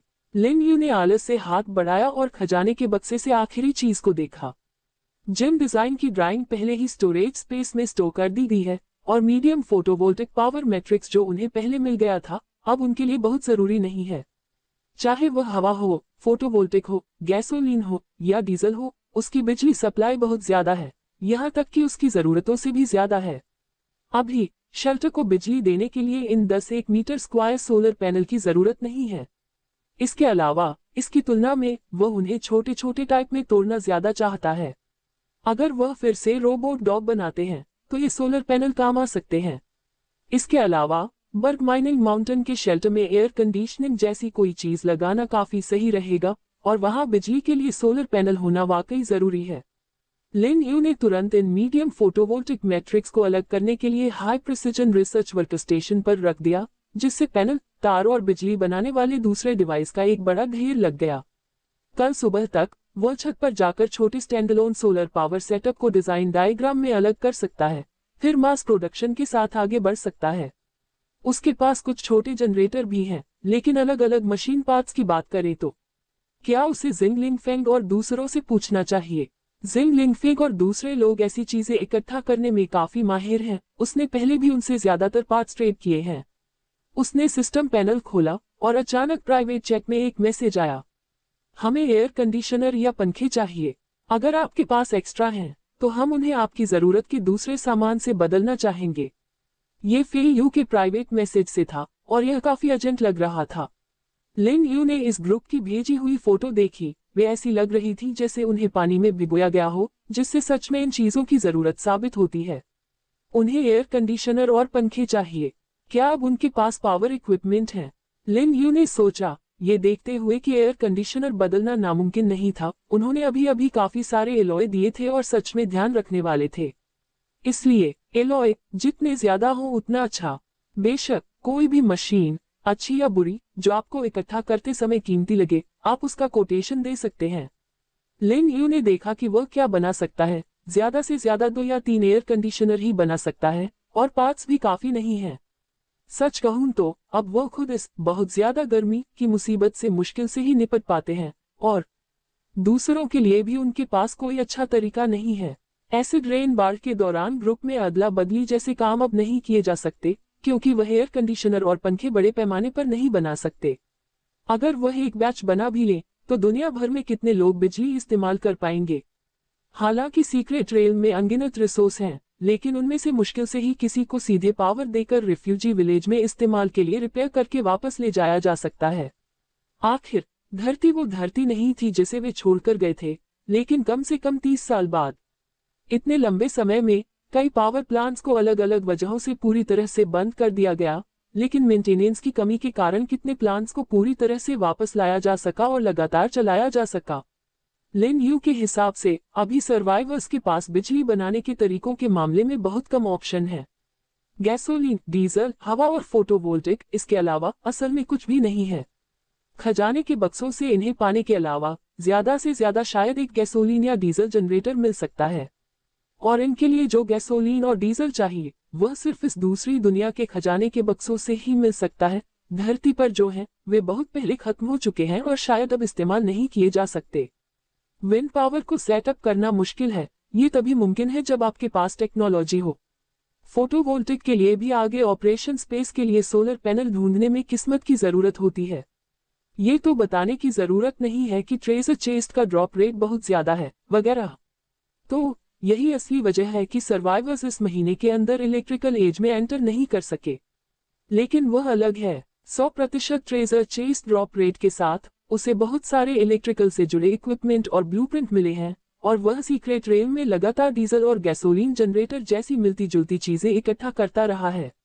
इस वजह से वह बिजली के युग में जल्दी आ गए और बिजली से मिली सुविधा से बहुत खुश हैं, जिससे जीवन की क्वालिटी में काफी सुधार हुआ है। शुरुआत में गैसोलीन जनरेटर, एक छोटा सोलर पावर सेटअप, और आज के मीडियम फोटोवोल्टिक सिस्टम तक विंड, डीजल और गैसोलीन जनरेटर एक साथ हैं, और उनके पास एक हाई पावर थर्मल जनरेटर भी एक खास पहचान है। आप कह सकते हैं कि जब बिजली की बात आती है तो उन्हें बिल्कुल भी चिंता नहीं होती। अगर बड़े बड़े ओले और बवंडर भी आते हैं तो भी उसे बस फोटोवोल्टिक पावर स्टेशन और विंड टर्बाइन को स्टोरेज स्पेस में रखना होगा और गैसोलीन और डीजल जनरेटर से मौजूदा बिजली की खपत बनाए रखनी होगी। लेकिन दूसरे लोग इतने भाग्यशाली नहीं हैं। लगता है कि फेयू को अब बिजली बनाने वाला एक डिवाइस मिल गया है, और यह डिवाइस एयर कंडीशनर को पावर दे सकता है। हो सकता है कि उसने सीक्रेट रेल में अच्छी तरह से खोज की हो और किस्मत से उसे बिजली बनाने वाला एक डिवाइस मिल गया हो और उसने बिजली का इस्तेमाल सफलतापूर्वक किया हो। ऐसे लोग दूसरी दुनिया में बहुत कम मिलते हैं। हमारे पास अभी भी कुछ एलॉय है और सीक्रेट रेल में कुछ कारें भी मिली। हालांकि एक एयर कंडीशनर मिला, लेकिन वो पूरी तरह से टूटा हुआ था और इस्तेमाल करने लायक नहीं था। बाकी सब कुछ छोटा मोटा है, हालांकि कुल मात्रा बड़ी है, लेकिन ज्यादातर बहुत काम के नहीं है। फेयू को जवाब देने में थोड़ा समय लगा, जबकि लिन यू पहले ही बाई के साथ शेल्टर के लिविंग रूम में वापस आ गई थी और एयर कंडीशनिंग से आई ठंडक का फिर से आनंद ले रही थी। कहना पड़ेगा, गोदाम बर्दाश्त के बाहर है, बहुत गर्मी है ना? फेयू ने जल्द ही एक लिस्ट भेजी जिसमें काफी अलग अलग तरह की चीजें लिखी थी। लिन यू ने उसे देखा, वो कुछ हैरान थी। क्या फेयू किसी पार्ट्स प्रोसेसिंग प्लांट या हार्डवेयर स्टोर या किसी और जगह पर गया था? वहां इतने सारे हार्डवेयर पार्ट्स कैसे हैं? उसे एलॉय तो चाहिए था, लेकिन उसे इन हार्डवेयर पार्ट्स और रोबोट डॉग के लिए कुछ जरूरी पार्ट्स की ज्यादा परवाह थी। बेशक वो 3 टूटे हुए एयर कंडीशनर भी उसे चाहिए थे, और लिस्ट में सबसे जरूरी चीज जो उसे मिलनी ही चाहिए, माइक्रो सर्किट बोर्ड। यह medium electric guard machine gun platform बनाने के लिए एक जरूरी हिस्सा है, और एलॉय की बड़ी सप्लाई मिलने के बाद यह एकमात्र ऐसा हिस्सा है जिसकी उसे इस समय जरूरत है। बहुत ज्यादा लालची होना अच्छा नहीं है, और इस साथी को, जिसके साथ रिश्ते काफी अच्छे हैं, ऐसी हालत में धकेलने की कोई जरूरत नहीं है जहां उनके पास कोई रिसोर्स न बचे। पॉजिटिव साइकिल बनाए रखना बेहतर है। मुझे जो चाहिए वो मैंने लिस्ट कर दिया है, देखते हैं क्या आप राजी हैं या नहीं, और अगर राजी होते हैं तो मैं सीधे ट्रेड कर दूंगा। लिन यू स्टोर रूम में गई और जल्दी से एक्सटर्नल यूनिट के साथ एक नया एयर कंडीशनर बना दिया। इसके अलावा यह इतनी बड़ी यूनिट है कि गर्म रात में सभी को ठंडा रख सकती है। उसे ज्यादा कुछ नहीं चाहिए था, ज्यादातर रोबोट डॉग के पार्ट्स और ऐसे ही कुछ एलॉय ब्लॉक ज्यादा कुछ करने के लिए काफी नहीं थे, पहले उन्हें जमा होने दो। एक सफल ट्रेड के बाद वह कल सुबह तक लगभग 20 रोबोट डॉग बना सकता है, जो उसकी नई कॉम्बैट फोर्स बन जाएगी। सच में, सिर्फ ये रिफ्यूजी विलेज में सभी की तरफ से मैं फेई यू आपको फिर से धन्यवाद देता हूँ। फेई यू ने बहुत शुक्रिया कहा और तुरंत उन सभी चीजों को एक्सक्लूसिव ट्रेड में रख दिया जो लिन यू चाहती थी। लिन यू एक बड़े गोदाम में वापस भागा और इस व्यापार से मिली चीजों का ढेर जमीन पर रख दिया। ये बहुत ही फायदेमंद स्वैप था, सिर्फ एक एयर कंडीशनर और उसमें बहुत कुछ है। और अब उसके पास जो एयर कंडीशनर के ब्लूप्रिंट हैं, उनसे वह फेई यू द्वारा भेजे गए स्क्रैप एयर कंडीशनर का इस्तेमाल करके नए और परफेक्ट एयर कंडीशनर बना सकता है। इस बार फेई यू के साथ व्यापार काफी फायदेमंद रहा। लिन यू खुश होकर बेडरूम में लौटी, एयर कंडीशनर चालू किया और बाय लिविंग रूम से अंदर आई, बेडरूम के बीच में मोटी भेड़ की खाल पर लेटी हुई। एयर कंडीशनर का टेम्परेचर आरामदायक था। लिन यू एक पतले कंबल के नीचे आरामदायक बिस्तर पर लेटी हुई थी। क्या आग वाले कमरे में कंबल का इस्तेमाल करना आम बात नहीं है? उसने बाई की ओर देखा और बाई ने भी उसकी ओर देखा। हाँ, क्या हुआ? दोस्तों के साथ नहीं खेल रही हो? मेरे साथ चलो। लिन यू को नींद तो आ रही थी, लेकिन वह तुरंत सो नहीं पाई। बाई भी इसी मूड में लग रहा था। उसकी रूबी जैसी आंखें लिन यू पर टिकी थी, मानो कुछ कहना चाह रही हो। अफसोस है कि हमारी भाषाएं मेल नहीं खाती, वरना हम पूरे दिन बातें करते रहते। लेकिन कोई बात नहीं, तुम सबसे समझदार और सबसे ज्यादा इंसान जैसे जीव हो जिसे मैंने देखा है। लिन यू एक पल के लिए भावुक हो गया। दूसरी दुनिया में पहले दिन से लेकर अब तक उसने बहुत सारे लोगों से बातचीत की है, यहाँ तक कि आमने सामने भी मिला है। लेकिन बदकिस्मती से अब भी जब उनके काफी करीबी रिश्तेदार थे, तो वह उन पर पूरा भरोसा नहीं कर सकता था, फेई यू की तरह भी नहीं। उसमें भरोसे की कमी है। यह शायद उसकी परवरिश या शायद उसके कैरेक्टर की वजह से हो। शायद इस दूसरी दुनिया ने उसे सिखाया कि अगर तुम दूसरों पर बहुत ज्यादा भरोसा करते हो, तो जब तुम्हें इसका पछतावा होगा तो तुम अपना शरीर खून से लथपथ देखोगे। बार बार आने वाली मुसीबतों, खाने पीने की कमी या दूसरी जरूरतों के अभाव में इंसान का स्वभाव उदास हो जाता है। सिर्फ दूसरे ही नहीं, बल्कि लिन यू खुद भी ऐसा ही है। असली धरती पर वह सोच भी नहीं सकता था कि वह अपने इलाके में घुसने वालों पर तुरंत जानलेवा क्रॉसबो तीर चला देगा। वह गर्म हथियार लेकर चलने और छिपकली जैसे इंसानों और भिखारियों को चींटियों की तरह मारने जैसे काम भी नहीं करेगा। उन्होंने अपनी पसंद नापसंद की वजह से कुछ लोगों के साथ ट्रेड न करने का भी फैसला किया, जिससे शायद उनकी जिंदगी ऐसे ही खत्म हो गई। लेकिन लिन यू को नहीं लगता कि उसने कुछ गलत किया है। लेविक जैसे पागल हमलावरों या उन लोगों की तुलना में जिन्होंने लिज़मेन के सामने सरेंडर कर दिया और उनके साथ मौज मस्ती भी की, भिखारियों के बीच उनके पालतू कुत्ते बन गए, वह लगभग सन जैसा है, जिस पर कोई शक नहीं। उसके लिए बस जिंदा रहना ही काफी है। अगर वह अपनी क्षमता के अनुसार कुछ लोगों की मदद कर सके, तो यह और भी अच्छा होगा। ये वैसा ही है जैसा लियू काई ने एक बार उससे कहा था। इंसान सामाजिक प्राणी है, एक इंसान आखिर तक नहीं टिक सकता। और तीसरे अंकल मेंग युतांग ने यह भी कहा, अगर वह सिर्फ अपना ख्याल रखेगा, तो आखिर में सभी इंसान गायब हो जाएंगे और वह दुनिया का आखिरी इंसान होगा। अब लिन यू के पास सच में ऐसे लोग हैं जिन पर वह भरोसा कर सकता है। बाय शियाओ मिंग, हे डियान, ग्रीन क्लॉ, शियाओ लियूजी, ये सभी उनमें से सबसे भरोसेमंद और विश्वसनीय बाई है, जो सिर्फ एक अंडे के रूप में शुरू हुआ था और अब एक फ्रॉस्ट फ्लाइंग ड्रैगन बन गया है। किसी पर निर्भर हुए बिना भी वह बच गया। वह अभी ग्लोबल रैंकिंग में टॉप पर है और उसे मजबूती से बनाए हुए हैं। उसे अचानक एक कहावत याद आती है और वह हंसता है। बाय, तुम जानते हो, मैं लिन यू अपने जीवन में कभी किसी से कम नहीं होऊंगा। गावू, लिन, हम। यह आवाज सुनते ही लिन यू के दिमाग में अचानक बिजली सी दौड़ गई और वह जल्दी से उठकर बैठ गया। अभी अभी बाय ने ऐसी आवाज निकाली जो शुरू में नामुमकिन थी। बाय, तुमने अभी क्या कहा? फिर से कहो। क्या बाय ने अभी? लिन कहा। गावू, बाय अचानक जम्हाई लेता है, अपनी आंखें बंद कर लेता है और सो जाता है। लिन यू ने कुछ देर तक देखा, फिर लाइट बंद कर दी। उसकी आंखें अंधेरे में बड़ी हो गईं। क्या बाय की अभी की आवाज का मतलब ये था कि वह बोलना सीख रही है? देर रात तक दूसरी दुनिया में बहुत ज्यादा गर्मी फैली हुई थी। अनगिनत लोग करवटें बदलते रहे और बार बार पसीने से भीगे हुए जागते रहे। कुछ बचे हुए लोग, खासकर बुजुर्ग और बच्चे, गर्मी से जूझ रहे थे। कुछ तो ज्यादा तापमान की वजह से बेहोश भी हो गए।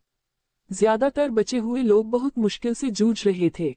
यहाँ तक कि जो छिपकली वाले और भिखारी असल में अंडरग्राउंड खंडहर में थे, वे भी अब अंडरग्राउंड से निकल रहे थे, इकट्ठा हो रहे थे और गुफाओं की तलाश में और गहरे पहाड़ी इलाकों में जा रहे थे, जहां वे रह सकें।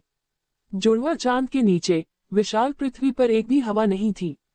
जैसे जैसे लिजर्डमैन की लाइनें अंडरग्राउंड से लगातार निकल रही थीं और एक दूसरे में मिलती जुलती जा रही थीं, उनके माइग्रेटरी ग्रुप और भी ज्यादा संख्या में और बड़े होते जा रहे थे।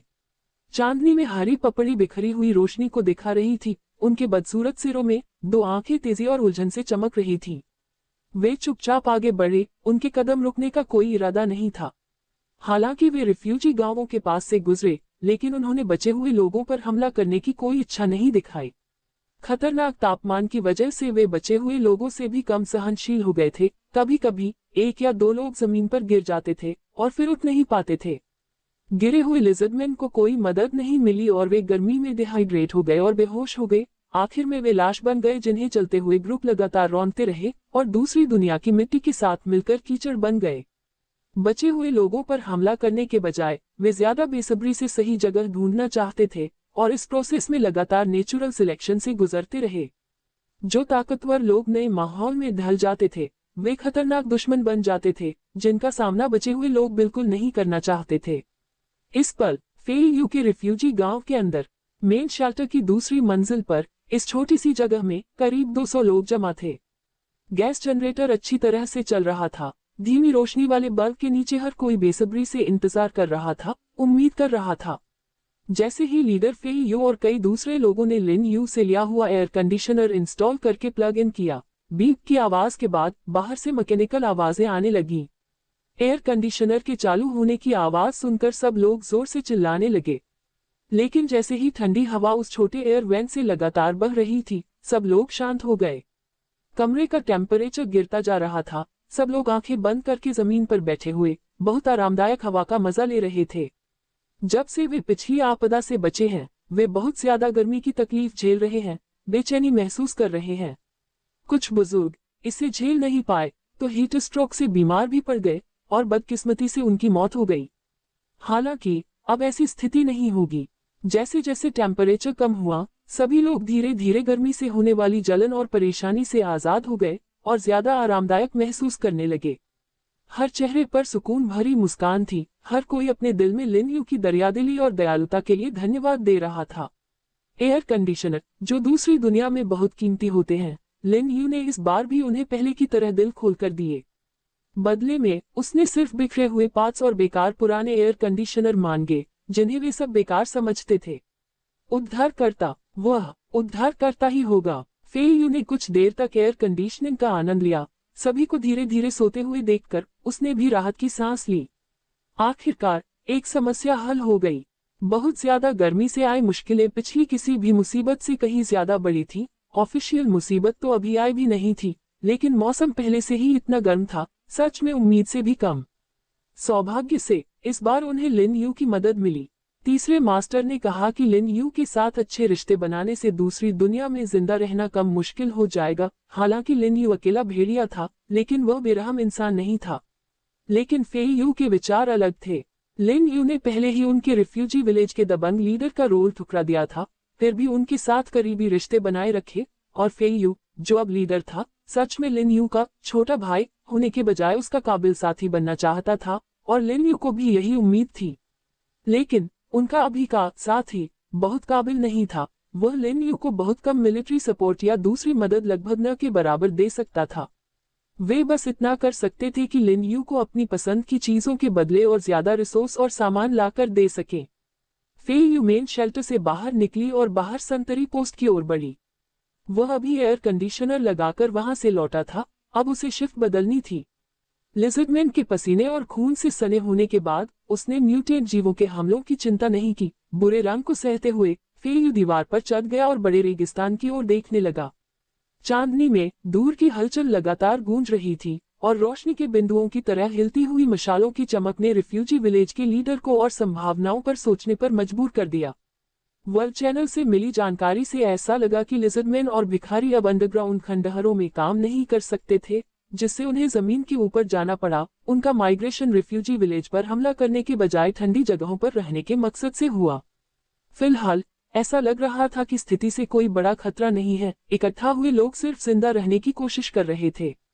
लेकिन इतने सारे लोग इकट्ठा हो गए हैं, आपदा के बाद भी जब हम बाहर आएंगे तो बहुत सारे लोग होंगे। तब तक ये वाकई परेशानी भरा होगा।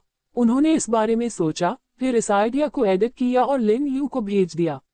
आपदा के बाद शायद तब ये सबसे कठिन होगा। ... सुबह की रोशनी हल्की थी।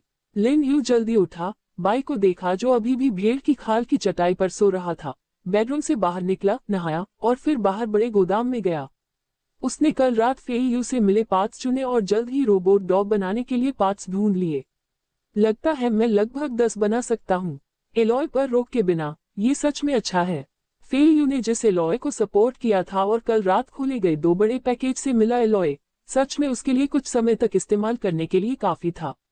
वह न सिर्फ रोबोट डॉग बना सकता था, बल्कि 2 medium electric guard machine gun platform भी बना सकता था। अगर उस चीज को सही जगह पर रखा जाए, अगर 10,000 लिजर्डमैन शेल्टर पर हमला करने के लिए मजबूर भी करे, तो वह आंख भी नहीं झपकाएगा। वह घर के अंदर शांति से चाय भी पी सकता था, बाहर गोलियों की आवाज और धधकती हुई हवा को सुन सकता था, और लड़ाई के बाद वह बस लड़ाई के मैदान को थोड़ा साफ कर सकता था।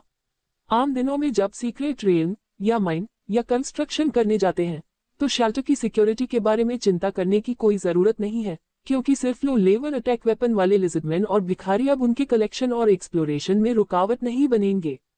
एक बार और medium electric guard machine gun platform बन जाएं, तो ये लगभग कह दिया जाएगा कि यह शेल्टर पूरी तरह से सुरक्षित है। बिजली चमकने के बाद 2 MP5 सब मशीन गन, मैकेनिकल पंजे और सोलर चार्जिंग पैनल से लैस 10 रोबोट कुत्ते उसके सामने आ गए और लिन यू ने तुरंत उन्हें चार्ज कर दिया। सूरज निकलने पर वह उन्हें धूप में चार्ज करने देगा। बेलजा खदान अब और गहरी खोदी जा रही है, कुछ समय में शायद खोदने के लिए ज्यादा कुछ न बचे। हालांकि वे एक दिन में काफी मात्रा में पत्थर, लोहे के ब्लॉक और कोयला निकाल सकते हैं, फिर भी ये बहुत कम है।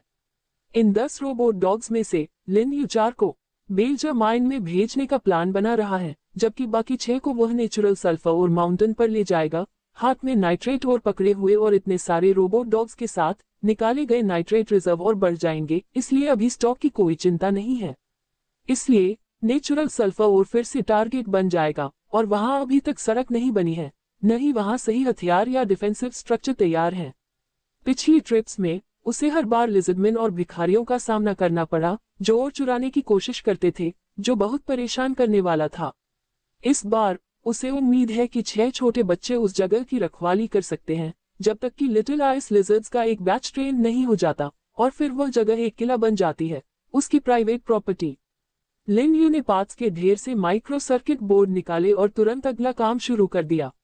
आपने medium electric guard machine gun platform X2 प्राप्त कर लिया है। सफेद रोशनी की 2 किरणों के बाद 2 मीटर लंबे और चौड़े, 1 मीटर ऊंचे धातु के बड़े आकार तुरंत जमीन पर दिखाई दिए। हर एक में 2 शूटिंग बैरल हैं, जिनकी कुल चमक मेटेलिक है। लिन यू ने थोड़ा छेड़छाड़ की और पाया कि वे हर एक करीब 180 डिग्री तक बाएं और दाएं झुक सकते हैं, और ऊपर और नीचे की रेंज भी इस डिग्री तक पहुंच सकती है। इंफ्रारेड ऑटोमेटिक एमिंग और नाइट विशन डिवाइस भी इसी तरह लगे हैं, और सतह स्टील प्लेट की एक परत से ढकी हुई है, जो काफी मजबूत दिखती है। 5 से 200 मीटर की असरदार शूटिंग रेंज, 60 राउंड प्रति सेकंड की आइडियल फायरिंग रेट, 3000 राउंड की एमो कैपेसिटी। क्या ऐसा कहा जाता है? लिन यू ने एमो कंपार्टमेंट चेक किया, अंदर रखी घनी गोलियों को देखकर काफी संतुष्ट हुई। लेकिन इसे सबसे सही जगह पर कहाँ रखना चाहिए? इसे दीवार पर लगा रहे हैं। यह शायद ज्यादा मजबूत नहीं होगा, क्योंकि दीवार सिर्फ 35 सेंटीमीटर मोटी है। हालांकि इसे लगाने में कोई दिक्कत नहीं होनी चाहिए, लेकिन ये टिकेगा या नहीं, यह एक अलग बात है। तो तीर वाला टावर जैसा कुछ बनाओ, या दीवार के पास पत्थरों का ढेर लगाकर एक प्लेटफॉर्म बनाओ। लगता है कि बाद वाला बेहतर है। पहले वाले के लिए उसके पास डिजाइन प्लान नहीं है, और असल में इसे बनाना शायद मेहनत वाला होगा। जहां तक लुकआउट टावर की बात है, नाइट्रेट माइन के पास पहले कुछ थे, लेकिन उसे वहां फिर से जाना होगा। इत्तेफाक से उसने लिटिल फॉग और दूसरों को 2 दिनों से नहीं देखा है। वह देखेगा कि चीजें कैसी हैं। अगर उन्हें वापस लाने की जरूरत पड़ी, तो ये देखते हुए कि अभी मौसम बहुत खराब है। ओह, और जैसे बेलजा माइन एरिया में जाना जरूरी है, वैसे ही उसे वहां रोबोट डॉग्स को तैनात करने की जरूरत है। बस नेचुरल सल्फर और माउंटेन पर जाने के बारे में सोच रहा हूँ। क्या अब सीक्रेट दुनिया में जाने का समय नहीं आ गया है? काउबॉय सच में बहुत बिजी है। लिन यू ने अपना सिर हिलाया। सच में संभालने के लिए बहुत सारी चीजें हैं, फिर भी वह खुद सिर्फ एक इंसान है। अगर हर 7 दिन में कोई मुसीबत न आए, अगर विज़र्डमैन और भिखारी परेशानी न करें, तो वह सब कुछ ठीक से अरेंज कर पाएगा। लेकिन अच्छी बात यह है कि सभी खजाने के बक्से खोल दिए गए हैं, कोई भी अछूता नहीं बचा है। ये सोचकर लिन यू शेल्टर में वापस आया, एलॉय का दरवाजा खोला और बाहर निकल गया। आसमान में हल्की रोशनी थी, लेकिन टेम्परेचर जरा भी कम नहीं हुआ था, और जैसे ही वह बाहर निकला, उसका माथा नम होने लगा। इस खराब मौसम को कोई फर्क नहीं पड़ता कि क्या किया जाए, लेकिन कुछ चीजें सच में अधूरी नहीं छोड़ी जा सकती है ना। वह इंटीग्रेटेड फोर्जिंग वर्कशॉप में आया और फिर उसने कल रात जो सोचा था उसे पूरा किया, जो कि लिटिल फॉग के लिए एक बेहतरीन हथियार बनाना था। इससे पहले उन्होंने इंटीग्रेटेड फोर्जिंग वर्कशॉप का मूल्यांकन किया। इंटीग्रेटेड फोर्जिंग वर्कशॉप, इसमें फ्यूल के तौर पर कोयला या लकड़ी का इस्तेमाल होता है, जो डालने के बाद अपने आप जल जाती है और पूरी तरह जल जाती है। बेलोस भी अपने आप फायर पावर को एडजस्ट कर लेगी। सही मात्रा में मेटल मटेरियल डालने के बाद चुने हुए मोल्ड के आधार पर टूल्स को फोर्ज किया जा सकता है। ओह, मैं समझा। ऐसा लगता है कि सिर्फ हैमरिंग वाले पहलू पर ध्यान देने की जरूरत है, और जहां तक फायर पावर, साइज और टेम्परेचर कंट्रोल की बात है, यह इंटीग्रेटेड फोर्जिंग वर्कशॉप उन्हें खुद ही हल कर देती है। लिन यू को फ्यूल बॉक्स मिला और उसने उसमें कोयला डाल दिया जो वह अभी अभी वेयरहाउस से लाया था। यह कोयला पहले बेल्जर माइन पिट से लाया गया था। इसकी मात्रा ज्यादा नहीं है, 300 यूनिट से भी कम। इस इंटीग्रेटेड फोर्जिंग वर्कशॉप के फ्यूल बॉक्स में केवल 200 लोग आ सकते हैं, जो काफी है। फ्यूल बॉक्स में बड़ी मात्रा में कोयला डालने के बाद लिन यू ने कांच की उस मोटी परत से अंदर की स्थिति देखी और पाया कि वह पहले ही जलना शुरू हो चुका था। इसके साथ ही धौंकनी अपने आप ऊपर उठने लगी और ऊंची चिमनी से घने धुएं का गुबार हवा में उठने लगा। लिन यू ने इंजेक्शन पोर्ट को देखा, कुछ देर सोचा और अपने पास मौजूद स्टील को डालकर जरूरत चेक की, जो कम से कम 3 यूनिट थी। बेशक उन्होंने सीधे टाइटेनियम एलॉय नहीं डाला जिसे वे सबसे ज्यादा डालना चाहते थे। अब हाथ में काफी स्टील है, इसलिए उन्होंने ये देखने के लिए इसे आजमाया कि यह कैसे काम करेगा। ज्यादा समय नहीं बीता था कि हरी इंडिकेटर लाइट जल गई और लिन यू ने जल्दी से देखा कि मेटल लिक्विड आउटलेट ने स्टील को पिघले हुए स्टील में बदल दिया था। इस समय उसके सामने कई मोड़ दिखाई दिए। चुने, चाकू नहीं। लिटिल फॉग की ताकत इतनी ज्यादा है कि चाकू काम नहीं आएगा, धारदार हथियार ज्यादा सही रहेंगे। लिन यू ने हथौड़े के सांचे को देखते हुए सोचा, लिटिल फॉग को अपनी ताकत दिखाने के लिए यह ज्यादा सही लगता है। चाकू, भाले, तलवारें और ऐसी ही चीजें। लिन यू तलवार पर नजर गड़ाए हुए थी, लेकिन हैरानी की बात है कि इन सांचों में कोई बढ़िया तलवार का ऑप्शन नहीं था। मोल्ड का हथौड़ा जायंट हैमर स्टाइल का था। अगर इसमें एक ठोस हैंडल लगा होता तो ये लिटिल फॉग के घूमने के लिए काफी सही लगता। बड़े हथौड़े का असर पक्का हो सकता है और यह बड़े जीवों को काफी ज्यादा नुकसान भी पहुंचाता है। लिजर्डमैन जैसे आम लोगों के लिए बड़े हथौड़े का एक बार एक बड़े एरिया को कवर कर लेगा और उसे टक्कर मारने के लिए हड्डी के कवच का इस्तेमाल नहीं करना पड़ेगा। इस बात को ध्यान में रखते हुए लिन यू ने तुरंत बड़े हथौड़े का सांचा चुना। पिघला हुआ स्टील काफी नहीं लग रहा था, बड़ा हथौड़ा काफी सामान लेने वाला लग रहा था। लिन यू ने स्टील की 3 और यूनिट डाली। पिघला हुआ स्टील धीरे धीरे एक रेक्टेंगुलर खांचे में गिरने लगा और जल्दी ही आकार में जम गया। ये लिन यू की आदत से 2 गुनी से भी ज्यादा स्पीड थी। लेकिन लिन यू ने ऐसी बातों की परवाह नहीं की। दूसरी दुनिया में बहुत सी अजीब चीजें थीं और उनमें से ज्यादातर नॉन साइंटिफिक थीं। आखिरकार अगर कोई जांच करे तो दूसरी दुनिया में जाने के काम को वैसे भी साइंटिफिक तरीके से समझाया नहीं जा सकता। लिन यू ने चमकते हुए लाल लोहे के ब्लॉक को देखा, फिर उसके पास रखे लंबे हैंडल वाले हथौड़े पर नजर डाली। निर्देशों के अनुसार इसके दिखने का समय हो गया था। लिन यू ने गहरी सांस ली। गर्मी और ज्यादा तापमान की वजह से उसे लगातार असहज महसूस हो रहा था, लेकिन उसे जारी रखना था। मैकेनिकल आर्म काम आने के लिए बिल्कुल सही लगता है। लिन यू ने एक मैकेनिकल आर्म पहना जो उसे कई गुना ताकत दे सकता था और लंबे हैंडल वाला हथौड़ा घुमाते हुए मेहनत भी बचा सकता था। जब वह उसे बार बार घुमाता तो हथौड़े की आवाज गूंजती। बार बार मोड़ा और तपाया गया आग जैसे लाल स्टील का ब्लॉक धीरे धीरे ज्यादा चमकदार रोशनी से चमकने लगा। लिन यू ने लगभग 5 मिनट तक इसे चलाया। इस दौरान उसकी स्पीड क्रेजी से कम नहीं थी। ये कहना होगा कि मैकेनिकल आर्म बहुत ज्यादा मजबूत था, जिससे फोजिन की फोर्स और स्पीड दोनों काफी बढ़ गई, लेकिन उसके कंधे पर इम्पैक्ट और थकान भी तेजी से बढ़ गई। स्टील ब्लॉक को पीटकर काफी अच्छे आकार और रंग में ढाला गया, फिर उसे कहीं से आए एक वेल्डिंग मशीन से जल्दी से दोबारा गर्म किया गया और फिर एक बड़े हथौड़े के सांचे में फिट कर दिया गया। फोर्जिंग वर्कशॉप से मिला मास्क पहनकर लिन यू ने थोड़ी देर इंतजार किया और पाया कि स्टील ब्लॉक फिर से भेजा गया था, इस बार एक बड़े हथौड़े के आकार में बदल गया था। लिन यू के मैकेनिकल हाथ ने हथौड़ा उठाया और फिर से पीटना शुरू कर दिया। जैसे ही प्रॉम्प्ट बजा, बोरिंग लेकिन रोमांचक हथौड़े का काम एक बार फिर खत्म हो गया। विशाल हथौड़ा धीरे धीरे ठंडा हो रहा था और जैसे जैसे उसका टेम्परेचर कम हुआ, उसने अपना असली रूप दिखाया और लिन यू ने तुरंत हथौड़े का हैंडल बनाने का काम शुरू कर दिया। जियाओ मेन के हाथ के साइज और लगभग आधे मीटर डायमीटर वाले इस बड़े हथौड़े के वजन को देखते हुए लिन यू ने हैंडल का डायमीटर भी बड़ा करने का फैसला किया। अभी मिले अनुभव से लिन यू ने जल्दी से एक मुड़ा हुआ 3 हिस्सों में बटा हुआ हैंडल बनाया, जिसका डायमीटर 10 सेंटीमीटर और लंबाई लगभग 2 मीटर थी। इसके अलावा फोर्जिंग वर्कशॉप के काम के तहत वेल्डिंग मशीन ने हथौड़े और हैंडल को तब तक एक साथ जोड़ना शुरू किया जब तक वे पूरी तरह से जुड़ नहीं गए। ये हो चुका है। वेल्डिंग मशीन की लाइट आखिरकार बुझ गई और लिन यू ने अपना प्रोटेक्टिव मास्क उतार दिया।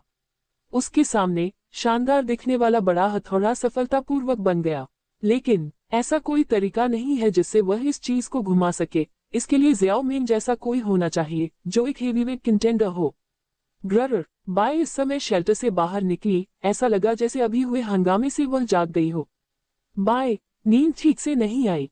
लिन यू को थोड़ी शर्मिंदगी महसूस हुई, शायद हथौड़े की मार सच में बहुत तेज थी। वह पूरी तरह भूल गई थी कि बाय अभी भी आराम कर रही है। इस बारे में बात करते हुए लिटिल आइस लिजर्ड्स को बिल्कुल भी कोई फर्क नहीं पड़ा, वे कभी बाहर नहीं आई। ग्रर बाय ने जमीन की ओर और फिर पीछे गोदाम की ओर इशारा किया। लिन यू ने सुनने के लिए कान खड़े किए और उसे पीछे से स्क्विशी स्क्विशी जैसी आवाज सुनाई दी। पता चला कि उन्हें भी जगाया गया था, लेकिन ऐसा लगता है कि उन्हें वेयरहाउस में एक्टिविटीज करने के लिए ले जाया गया था।